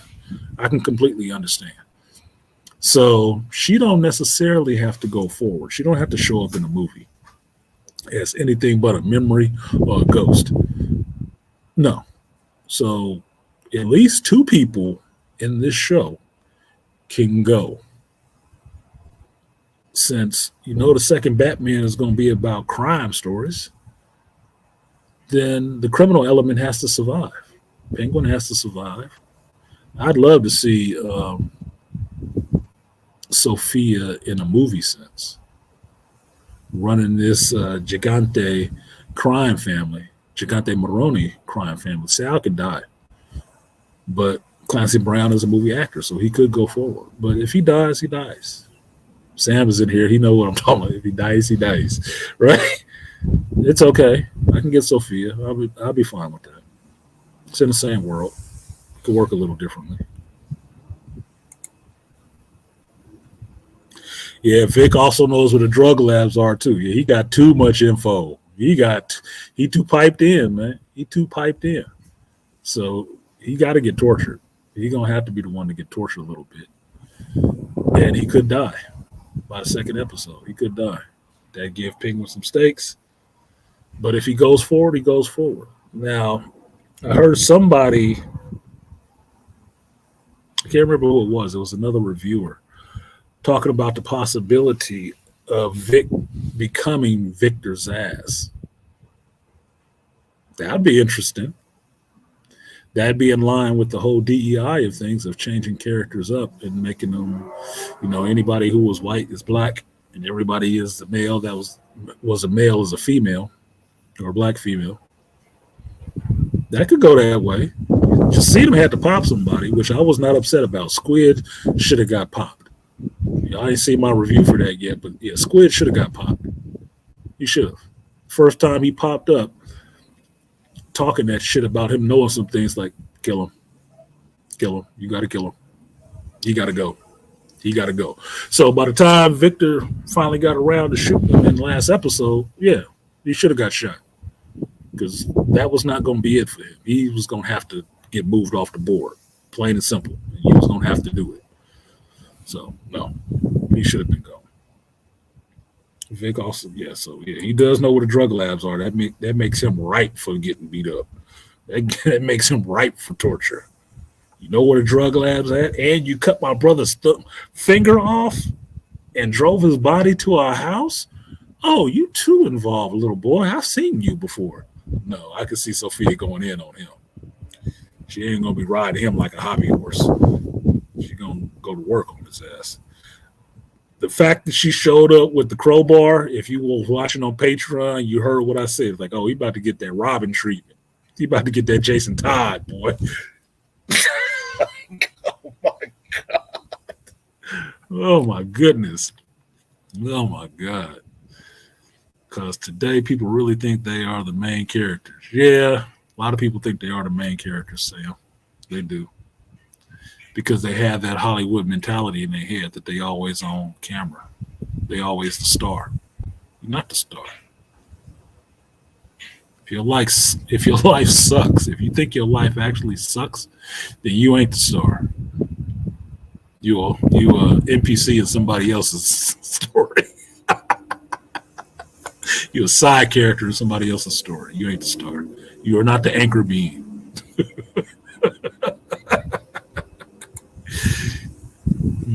There can be only one top crime boss in Gotham. Yeah.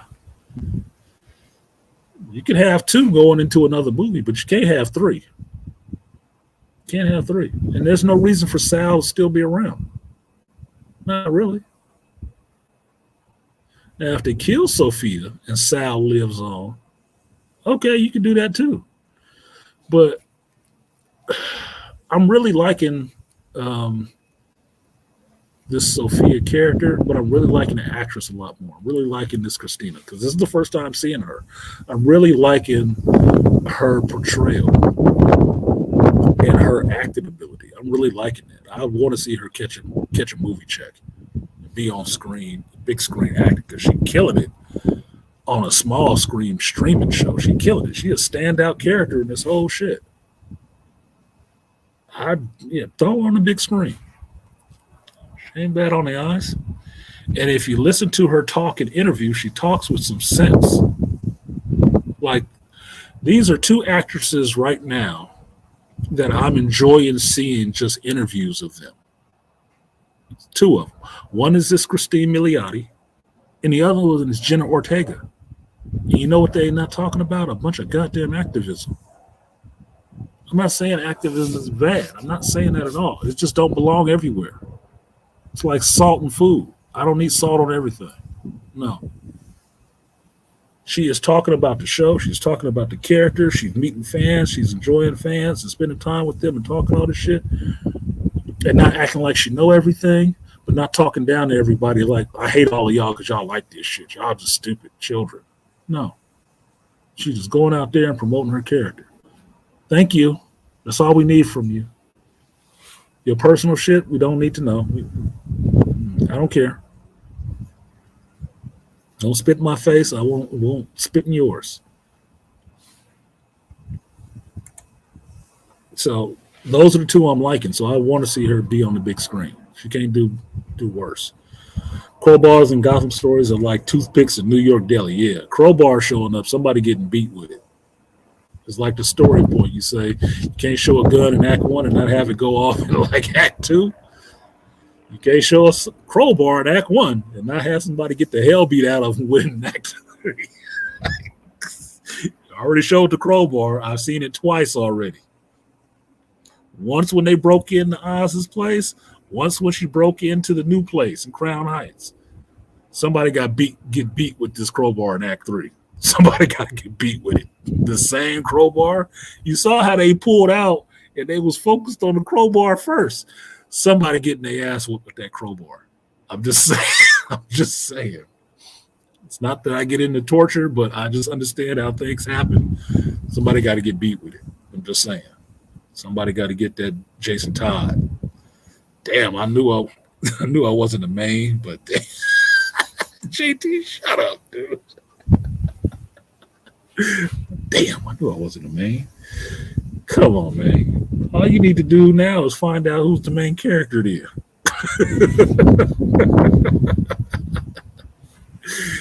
You are the main character in your life. You just don't realize it. That's why, you have main character things happen to you. You just don't be thinking of it that way. It's like Wicked. He had all the power in the world. He just didn't recognize the power that he had. Recognize that shit.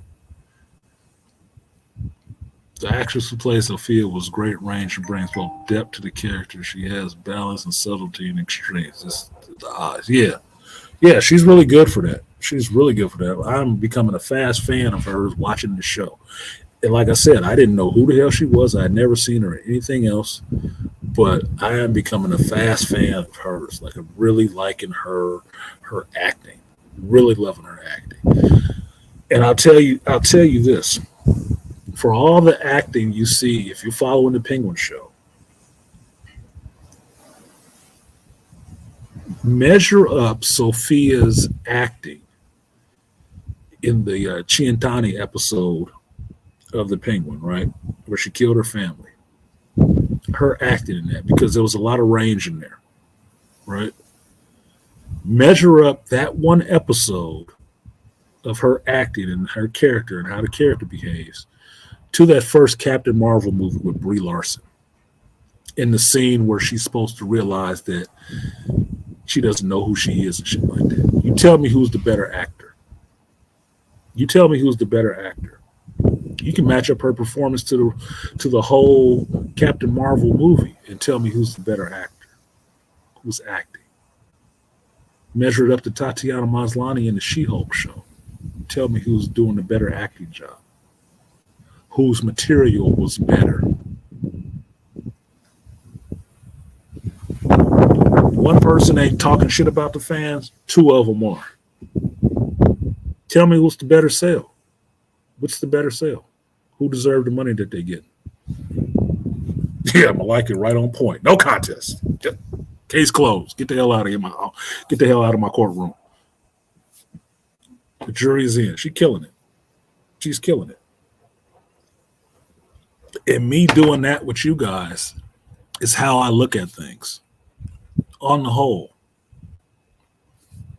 How I look at it in just in its own thing and outside in the bigger picture. That's how I look at things. She is killing it for a female actress in a comic book related franchise. She's killing it. That's why I say Agatha wasn't a great show. It wasn't a terrible show. It was just a mid-grade show, right? What, 86, 87 octane, right? You can watch it. You can be mildly entertained, mildly annoyed, and get through it and not have to puke afterwards or wash yourself off. You're good. This Penguin show has been good. And honestly, it hasn't been a lot of action. It's been good on the character side. What they say, what they do, while they're doing it, the conversations they have, the interactions they have. It's like you into the story for that, not because it was a bunch of explosions, flashing lights, gunshots, and everything else. No. One episode was good and a bunch of people got killed, but nobody fired a gun. Died from gas. But it was drama. It was everything around that led to them getting killed. That's the high point for the whole show. They got murked up. No, it's not how it works. Good writing is not relying on that. It's like good rap is not relying on cuss words to make the raps.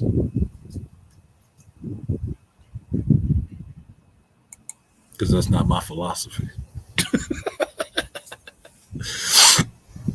Yeah, so she's killing it. I would like to see her on the big screen. I would. She would deserve to be on the big screen. Is how I look at it. She would deserve to be on the big screen, reprising that role in a big budget sense and bringing it the same way. So I will look forward to this episode. I'm not going to speculate on it a lot, but those couple of things, Oz's mama got to die.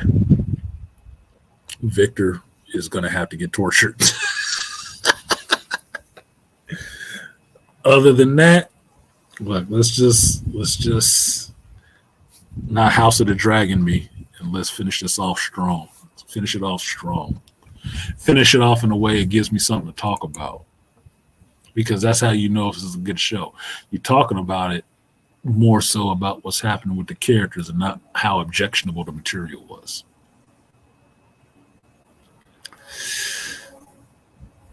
The best acting in Brie Larson and Tatiana Maslany did was when their mouths were closed and when they were on the screen. Yeah. Because I told you before, Brie Larson is not a ugly chick. She's not. She got a nice rack of ribs on her. Nice little natural things on her. But the shit that comes out of her mouth just makes her ugly as fuck, dude. Ugly as fuck. And she had a boyfriend. And as far as I know, is single right now. So you can get it if you can deal with it.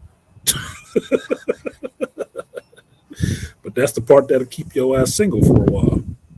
Nobody wants to deal with that shit.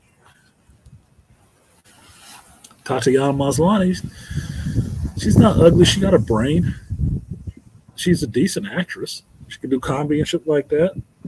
But the shit that she says about the fan base and all the rest of this shit, like, y'all got to get off of this bus with this dumb shit.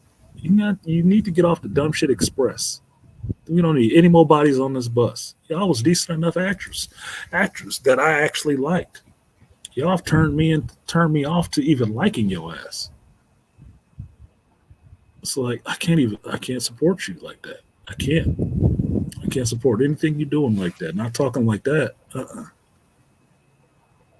I can't back it. Not no full faith. No. You're doing something that's damaging to not only the brand that you're associated with, but you personally as an actor. That doesn't seem like a smart move, baby girl. No. You're going to have to fix that. And the first part you fix is say less. Say less. Say less and stop talking shit about fans because they pay your salary. Look, what's her name? The report I was listening to yesterday was about Rachel Zegler and Jenna Ortega, that she's getting replaced in this Toy Story shit. And she mad. Why? You were sitting at the head of the next bomb that's about to drop on Disney with the Snow White shit, and you still won't shut your damn mouth about talking about fans and everything else. Bro, shut up. I'm not saying it because you don't have anything to say. I'm not saying it because you don't have a brain. I'm saying it because you're young, a millennial. Shut the fuck up. You hurting yourself. You only hurting yourself. You want to know why they pulling back all those projects they had with you and firing you from that shit? Because you keep opening your mouth. You get further if you shut up. And just shut up about your personal gripes with fans. You can hate them all day. Look, anybody that works in retail understands this. You might not like the average customer because the average customer is a fucking idiot. You might not like them at all. But you know what you don't do? You don't stand there in their face and tell them how much I fucking hate your guts. You are a dumbass. Why are you even coming in here? Who gave you money to spend? No. You know why? Because they won't buy your products. Regardless of what you think about them, that is still a paying customer. And if you don't treat them like the rest of the paying customers that you do like, you will not get their money. And guess what? There's more of them than the ones you do like. That's just the nature of preference. Your preference isn't to like everybody. Your preference is to like certain people. And for that group to be really small versus the majority of people. Since you were sitting at the head of a major motion picture by a major studio, it would behoove you to not piss off the majority with your personal opinion about them. Keep that part to yourself and do your damn job. Promote your movie. Simple. There's somebody at Walmart right now that don't like being there, that hate the people that come in that motherfucker. But you know what they're not telling them? Fuck you, leave. Get the hell out of here. They're not saying that to them customers. Their attitude might show it, but they ain't saying it. So those customers can come on in here, buy what they want to buy, and get the hell on their way. Because that's their check walking through the door. That's the company's ability to keep as many people on staff as they have. And they're going to hopefully give them the same service they give a service to the people that they do like, just to facilitate them getting what they need and getting on their way.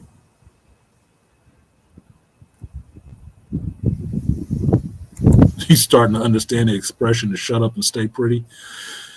Yeah. And it sounds very misogynistic to say. It can, but it's not. Look, it's, for me, in my understanding of the world, it is only women who can get paid for being pretty. That people will give you money, pay attention to what you want, cater to your whims, take you on trips around the world, and all kind of shit just from being pretty. They will give you a lot of attention just for being pretty. Like Kevin, shout out to KS. Women are born with their value. Men have to earn it. We have to build our value every day and in every way. When you're entitled like that from the giddy up, from fucking even a baby to puberty on, you don't accept it like that. You don't understand it in that same context. But you get further by not opening your mouth and espousing some of your dumbass beliefs. Because make no mistake about them, a lot of us have some dumbass beliefs. We do. Some of them we keep to ourselves, and some of them we make public. This is what it is. You as an actor being put in front of a franchise or IP, for me, your job is not to ruin that. Like, what's her name? Arrivo with this Wicked shit. The more she talked, the more she messing up the future earnings of that Wicked movie. Because I was going to watch that movie with no reservations about it. Like, oh, that looks interesting. That's cool. I'll watch that. With no reservations. Until she came out talking shit. Like, man, you sound stupid. Man, shut up. I'm offended. Take your offense somewhere. Nobody trying to offend your ass. Nobody was offending you. You just in your feelings because of a picture. And shut up. You're too sensitive to that as role. Shut up and go back so I can get a Sandman episode season 2. Silly ass. You ruining what you could potentially make on this shit. You fucking up the money. And you ain't supposed to be messing up the money. For the church, for the studio, for the people making the motion picture, none of them people. Craft services, none of them. You ain't supposed to be messing up the money for none of them. Your job is to be the ambassador of that movie. To put a positive view of that movie. If it doesn't fall in line with how you really think and how you really feel about the fan base, too fucking bad. You took that job. That's on the contract. Shut your mouth and look pretty. Stand on your mark. Recite your lines with some feeling. That's your job. Don't be mad at me for it. That's what you're signed up to do. So do it. And shut the hell up. You want to be mad? After the movie is out and it's had its run in the theaters, then talk your shit. Then talk. You can talk as much as you want then. You ain't got no project coming out? You can talk as much as you want then. You got a project coming up that they trying to sell with your face in front of it? You need to shut up. And that's not an insult. That is a business move. You need to shut up and don't mess up this money.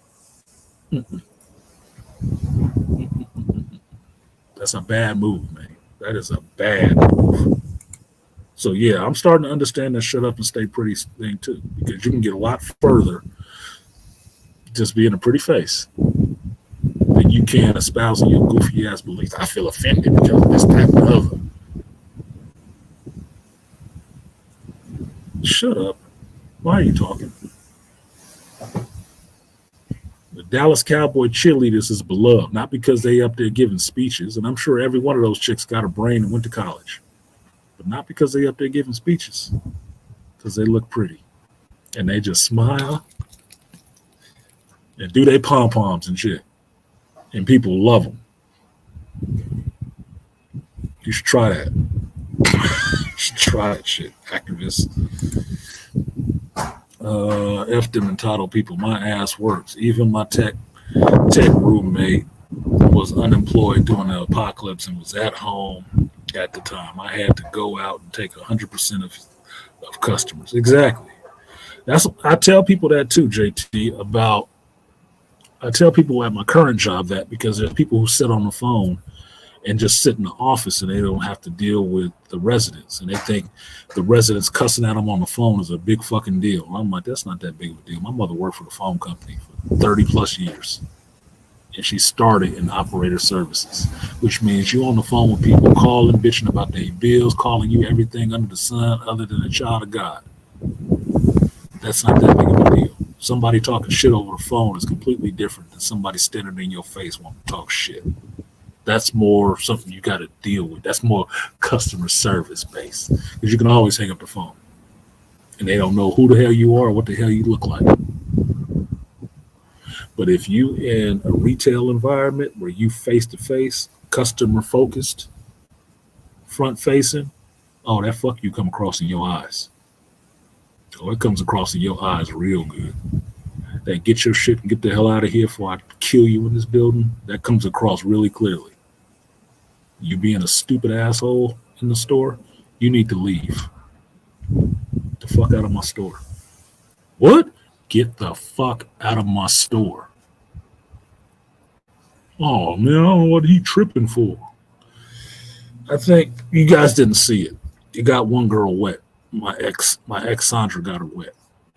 But working in a comic shop, I had this dude come in there. There's two guys come in there, and one of them was supposed to be legally blind.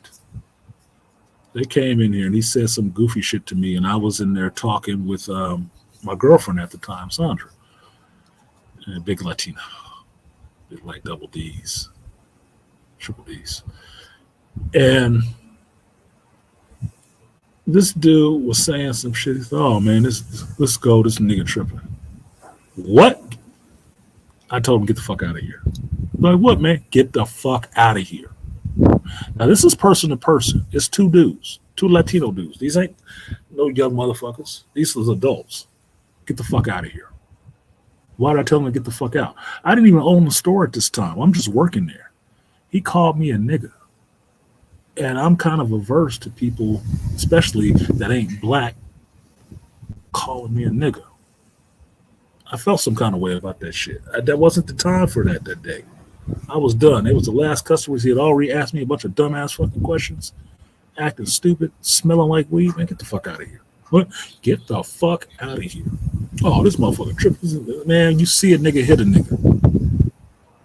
No, dude, when you see a nigga hit a nigga, and I'm standing right there in his fucking face, I'm wanting him to do something. I'm wanting him to do something. I was fucking like Blade sitting there in Blade 2. He get hit in the head, and then he's sitting there just tasting it. I wanted him to hit me so fucking bad. I wanted it to go down because he was going to get fucking jugged. He was going to be bleeding in that shop, for real. He was going to get jugged. That's customer facing. There was nothing between me and that man but time and opportunity. So I don't give a fuck what the hell he had to say after that. Because my rule has always been, you can say whatever the hell you want. Just don't put your fucking hands on me. Because then that's something else. Kicked his ass out the store, him and his friend. One apologizing, one still wanting to talk shit. I'm going to come back. Don't leave there. You don't have to leave. I'll be here. Get the fuck out of here. Mm-mm. Now, at the time that happened, this was on a Thursday night. We was just about to have Magic going on, playing Magic the Gathering in the store. And then my boy Anton came in right after. What the fuck was that about? This motherfucker called me a nigga. Now, Anton is Filipino. Right? He been in the military, been in the Navy. Like, what the hell is that about? He said he called me a nigga. He said I thought he was blind. Legally blind. He said, well, how does he know? Exactly. Motherfucker faking blind. Legally blind just means it's partial. Like maybe you got one eye that's good. And maybe that's why he's smoking weed, because he got some bad glaucoma or some shit. Man, fuck these dudes. People in general, man, fuck them with that dumb shit. No. Customer facing is completely fucking different, because there is nothing between you and them. There is no phone line, no faceless contact, none of that shit. They see your face, you see theirs. There's time and opportunity and space between you. That's it. So getting into it with them is completely different than somebody cussing at you on a phone, calling you a dumb motherfucker or something like that. Yeah, whatever the fuck. What else you got? You want to get your bill fixed or what? Shut the hell up. Face to face, completely different situation. So I don't worry about that shit. Customer facing is different, especially during the pandemic. Yeah, there's people out there fighting over fucking toilet paper. Like, come on, man. There was some dumb shit happening. That time, JT. So I understand. These people that's been entitled and reserved and getting to stay away from people for a long time think that's the hardest part of dealing with people. No, the hardest part of dealing with people is being face to face, dealing with people. Ask a cop. Ask a paramedic. Ask a firefighter. Ask anybody who had to be out there dealing with people at shit. Sam in here. Ask Sam. Ask somebody who had to bounce people out having a good time, feeling full of themselves with some liquor in their system, and now you got to talk to them like, man, would you calm the hell down? Oh, nigga, I gotta do shit. Like, really? Oh, come back here and shoot all of y'all. Really? Look, bro, calm the fuck down before we lay your ass down. Come on, man. Yeah, legally blind, extremely ignorant, and profoundly stupid. Exactly, Charles. Exactly, Malika. That's exactly what that dude was. He never came back to that store. No matter how much he threatened, he never came back to that store. And I worked in there every day, even on the weekends, nigga. Show up. You know where I'm going to be at. I'm right here. I'm standing right in the doorway. You can see me when you're walking by. Your one good eye, asshole. Shit, my job working at the juvenile detention center. Exactly. You working with people already locked up. Come on, man. Stop it. Stop acting like being on a phone call, a harsh phone call, is a bad thing. That's why I don't worry about a lot of that shit. We get nastygrams all the time when people talking stupid in emails and shit like that. Like, you know what the fuck ever. Where's this motherfucker at? Where's his office? And so they get scared of me because they'll say something over a text message or a phone call that I don't like, and I'll pull up to the damn office and walk in there. And I'm talking calm. I didn't storm in there, my chest out. No.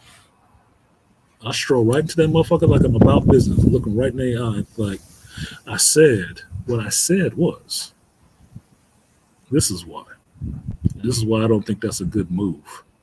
Now, what do you want to do about it? How are we going to resolve this situation?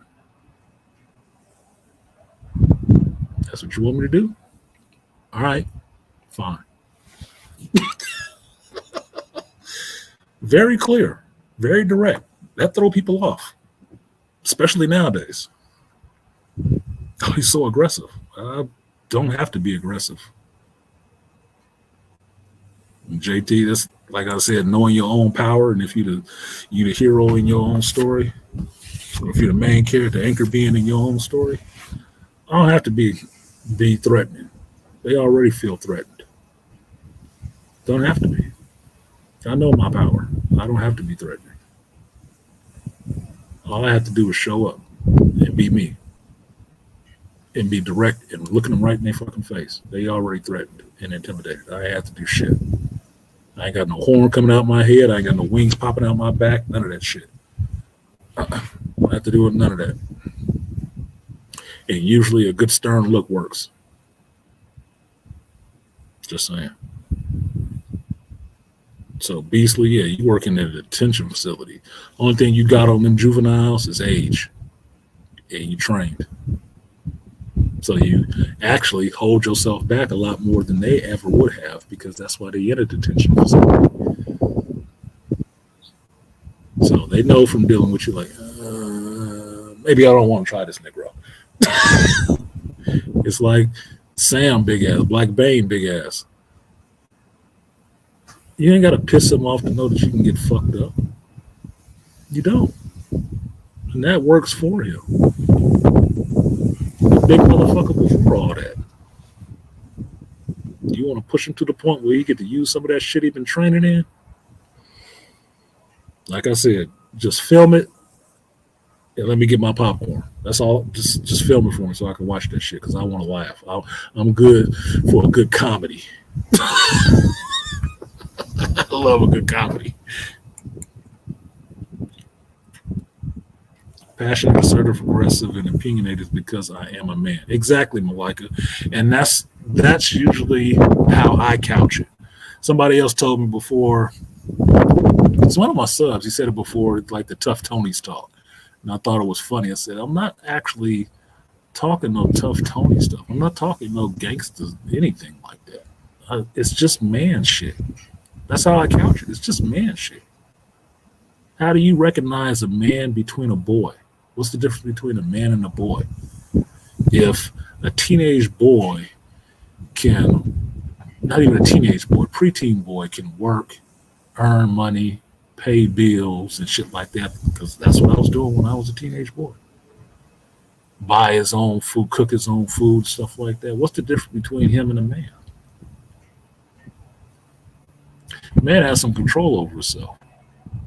It will make you pay for everything you do to his ass. Boy can't usually make you pay for that shit. A man can make you pay for that shit. In spades.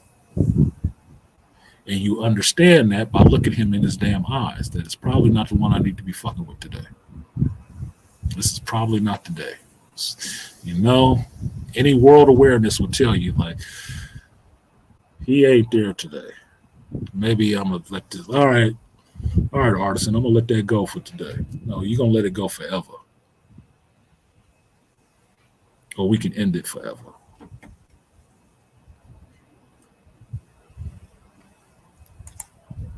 What did JT say? All that stuff Malika stated. That's why people don't fool with me. Even artists out here. Too intense, apparently. Yeah, they call it intense. What it is they understand your ass is serious. That's all it means. They understand you serious and they feel it. Intensity is something that women feel, right? Women feel that shit. If you're really attracted to a chick and you look her in the eye, what she will respond to, and she can tell you this herself, is your intensity. Ooh, he's so intense. You feel it. You feel it coming off people when you need to stop fucking with them. If you world wise enough, you'll feel it coming off of them. Like, yep, I need to leave his ass alone. This next word could possibly be my last. And it's not thinking any weakness of yourself. It's just understanding situational awareness. It's probably not the one. It's probably not the one. It's probably not the time, because anybody can fold you. Anybody can fold you. Everybody waiting to see the Tyson and Jake Paul fight, right? My money's on Tyson because he is a seasoned, trained fighter. That's the knockout king. That's the person I was watching on pay-per-view for years, putting people down in 10 seconds. But there is a possibility that Jake Paul could get that motherfucker a shot to the guts when he wasn't prepared and fold his ass. There's the possibility of that. Because everybody can be folding. I've seen Tyson get knocked down. It can happen. Everybody can fuck you up. Black artists tell me, calm down. You be intense because you get passionate about shit. That's the thing that black men get characterized with. Your passion is always will get ported over, especially by people who are scared of you. It'll get ported over to intensity, and then that intensity is fear. He's emotional. He's in danger. That's their fear coming out. There's one person in my office who actually explains it the correct way, and that Consequently, it's the only one that has adult sons. And that is my contact, my SEC in the office. And she explains that to people. That's why she works with me. And she says, Antonio, artisan is just passionate. He takes a lot of pride in his work, which I do. So when I'm getting at people about do not give my work to somebody else, I'm not going here to follow after somebody's shitty ass work, make them do their own work. It's not about me being an asshole for the sake of being an asshole. It's being an asshole about specific things. I'm passionate about my work. I take a lot of pride in my work. I don't want nobody fucking it up, which is why I want a boiling bag, baby. Right? I don't want nobody fucking up my work. And I don't want to go after people who don't take the same pride. I don't want to work after people who do not take the same pride in their work that I do. I don't. I fucking refuse. I refuse. There's no reason why they should be able to get by doing the bare minimum, doing sloppy, lazy ass work, and then have somebody you recognize, whether said or not, does better work, come back and fix their shit. Hell no. Let them go back and fix it. They messed it up like that. Let them go back and learn how to fix it and do it right. Because it's a disservice to me. You ain't paying me more money to go back and do their work again. So let them go back and fix it. That's the only way they're going to get better. And I have to stop doing that part. She recognizes that. She tells them that shit. No, he's just passionate. Yes, I am passionate about certain things. I'm dispassionate about a lot of other shit. But I'm very passionate about the things I care about. One of the things I care about is doing a good job at what I'm doing, like a samurai, no matter what it is I'm doing. Garbage, dumping the trash, whatever. I will innovate and make it better. Do it the best you've ever seen it done. Because that's how I approach doing things in life. They don't. It's their business. They don't have to. But I'm not going behind them to teach them how to do it my way. Fuck it. A man by a level of authenticity, seriousness, and discipline is a man who is afraid, controlled, and weak. Exactly. And like I always say, Malika, I try to fear less. I fear less. Fear less. I just try to fear less things. Because that is how in a Sith kind of way, you set yourself free and you break your bonds.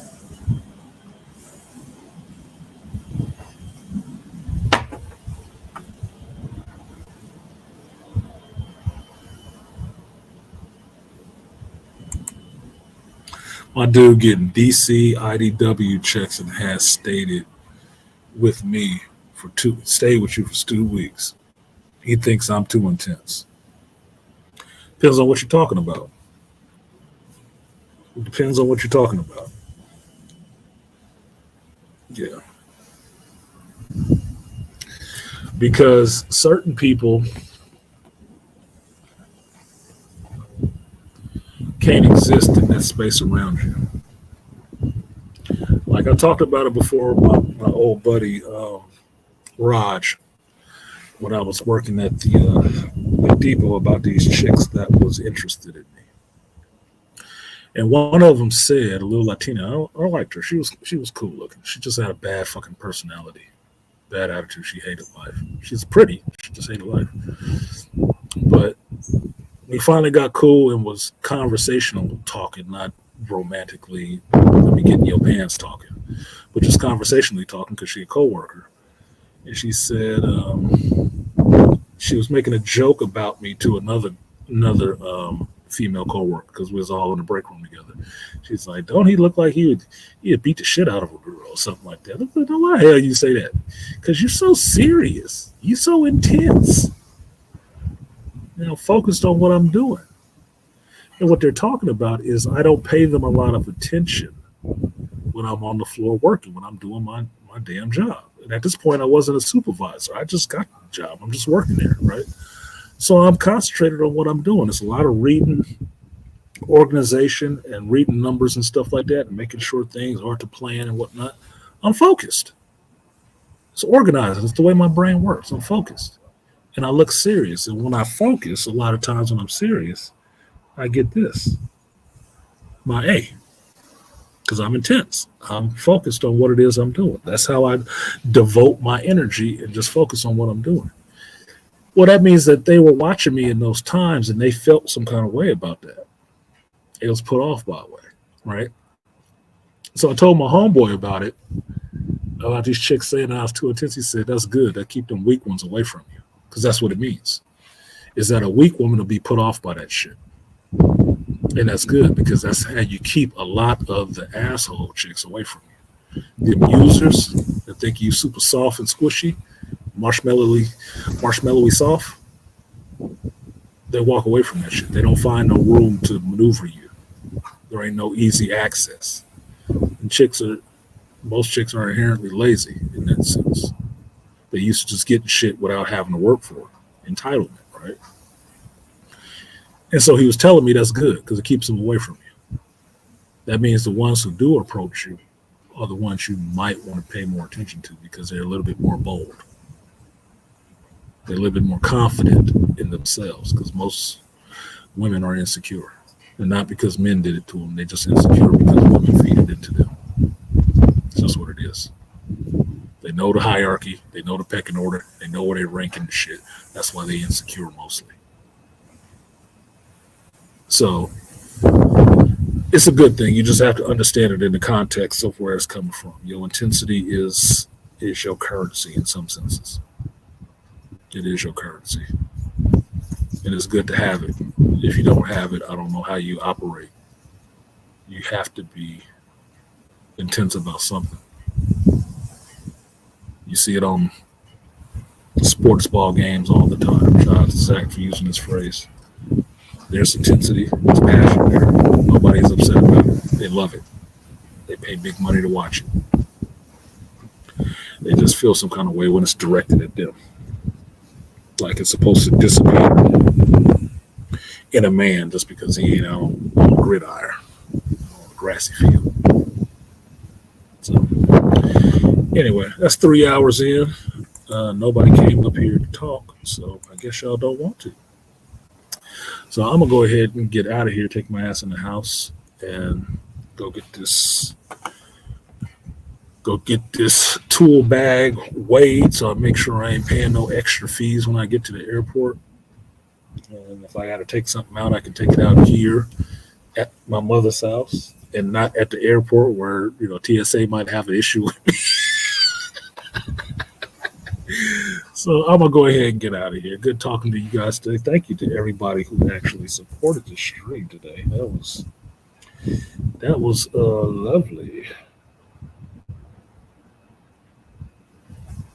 Rainfire. I think it was 12. So shout out to the Malika Me Bank because he donated on Thursday. Swift, Big Dog Productions. 01, 2 times. Like Bane, Aquateki, and Rainfire for supporting the stream. I really do appreciate that shit. I thought, didn't write you down, JT. Not bad. And my boy Joe Thompson in the building, who was the highest donated today. I appreciate it. I got to put a crown on or something like that for y'all. Donate the highest. He beat Joe Herb.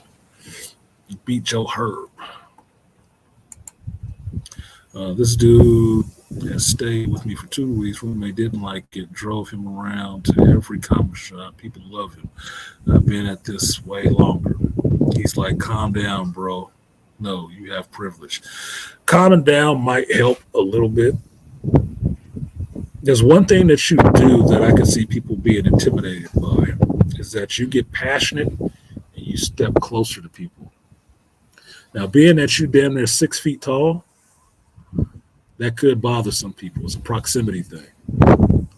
Because even when they turn, you keep matching them. They feel like they're going to be in a fight. They get scared. So that's the only thing that I would say. Other than that, passion is good if it's directed. Passion is good if it's directed. But when you get into it, I know how you get. You be animated, and then you get closer to people. It's like just watch them, like, oh shit. You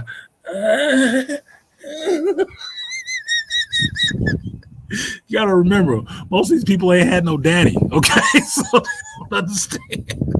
They don't know men, and they ain't had a father, dude. They gonna be thrown. They gonna be thrown off completely by that shit.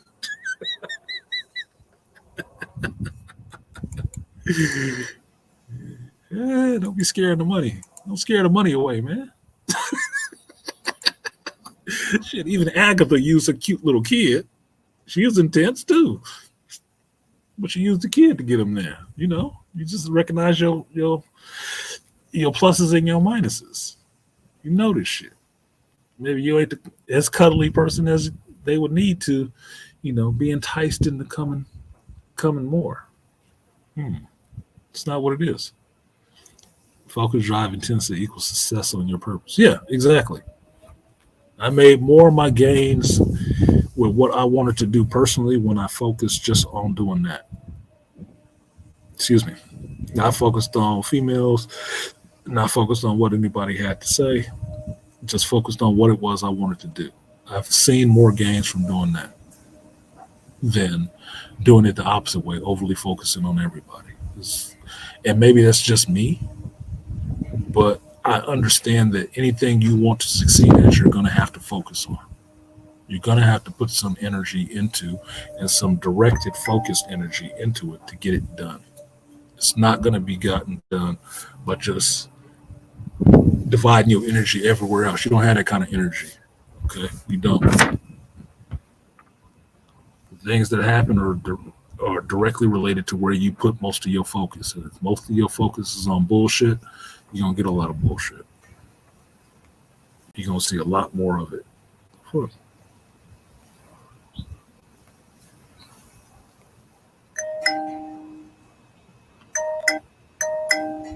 What the fuck is this?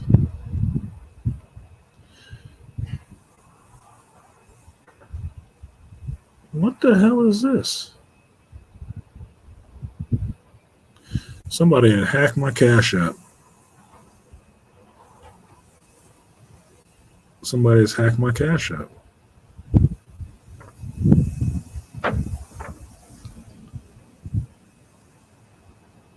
One, 2, 3, 4, 5, 6, 7, 8, 9, 10, 11, 12, 13, 14, 15, 16, 17, 18, 19, 20, 21, 22. 22 Google Play transactions on my Cash App in the time that I've been sitting here talking to you.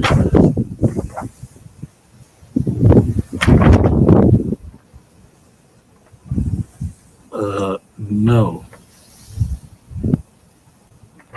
No, that was not me.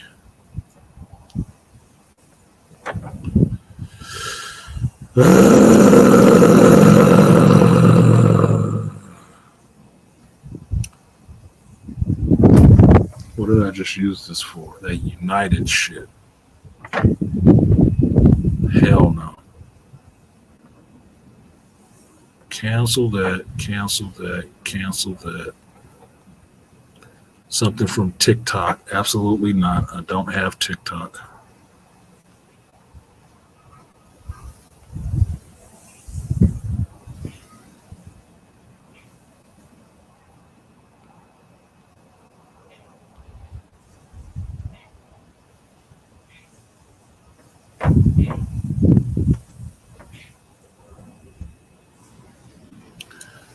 Okay, I'll see what I'm going to have to do right now. I'm about to lock this card right now.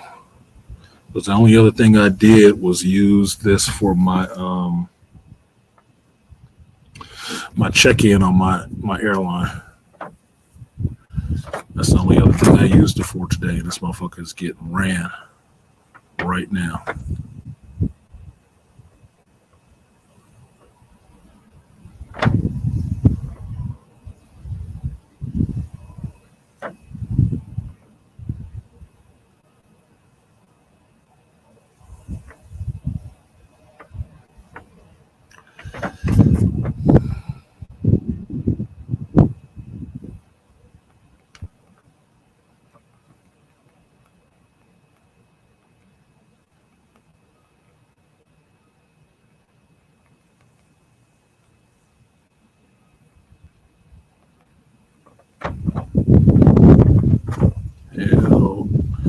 to the now.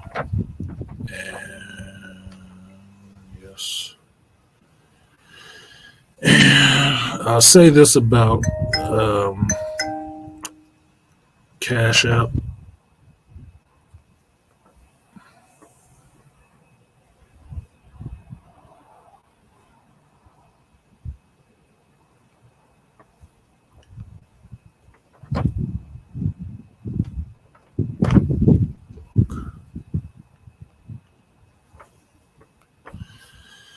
They do have some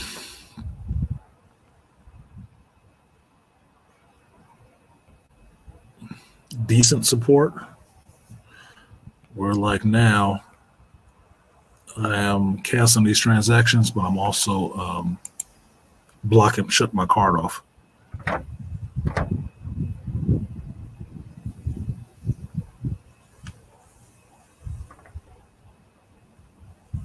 Because I don't know what the fuck that was, but you're gonna give me back my goddamn money. That's for damn sure.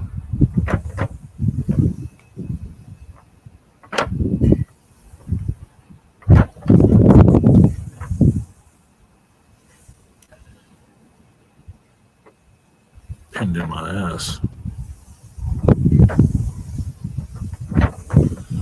Yeah, I'm gonna have to go back to that United thing and take my card off there.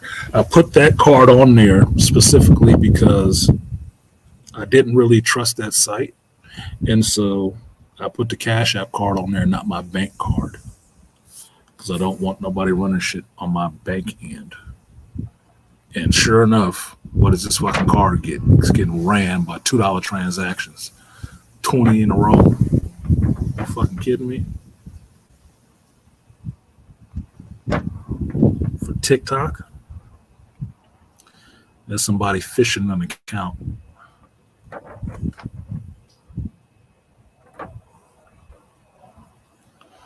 $7 transaction from TikTok, 7-cent transaction from TikTok, and then after that, a bunch $22 transactions.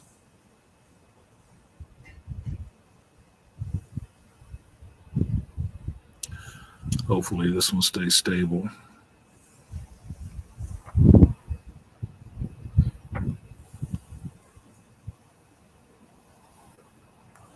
Yeah, that's exactly why I use. That's exactly why I use that card instead of using my regular card for shit like that. Like I said, most of these people don't recognize or understand controlled masculine passion. No, they do not. Yeah, Beastly, oh shit is right. Yeah. I thought that shit going off was all this alerts on this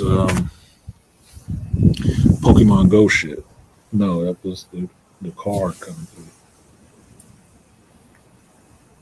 Anyway, let me get off of here and go get something to eat. Yeah, smart choice. Gotta play it smart. If you have another card, only use your card for your bank on specific things that can be verified. Otherwise, no, absolutely not. So I'm gonna go back on this United thing and take that card off of there. Like, no. And what it was is they wanted a card on file for charging food on the flight, because I have a 5-hour flight and I didn't want to put my bank card on that bitch. I just downloaded the United app. I didn't sign into that shit with my name, none of that shit. No. So I used that one. I put some money on the Cash App card and put that card on there. And actually, I didn't put any money on the Cash App card yet. I hadn't put any money on it yet. I just put the card information in there to give them card information. And the only weird shit that happened was all of that shit coming through just now. It's like, nope. Absolutely not. No, bank has a little bit more security, but hell no. All they basically did was try to rip me off of what y'all just donated, fucker. So we'll see. Like I said, have a safe, productive, and fun trip. That's what everybody keeps telling me, to have fun. I keep feeling like JT and this bitch, like I'm a stick in the mud. I don't know how to have fun. But sometimes I don't think I do. How I have fun is different than most people. I have fun doing shit and seeing things, which is weird. I don't need a bunch of crowd of people around the whole time to have a good time. So I think it makes it weird. And everybody keeps telling me, although this is a work trip, to have fun. I'm like, well, how the fuck am I supposed to have fun on a work trip? I only got one weekend. I'm not going to be out every night. I'm not out every night while I'm here.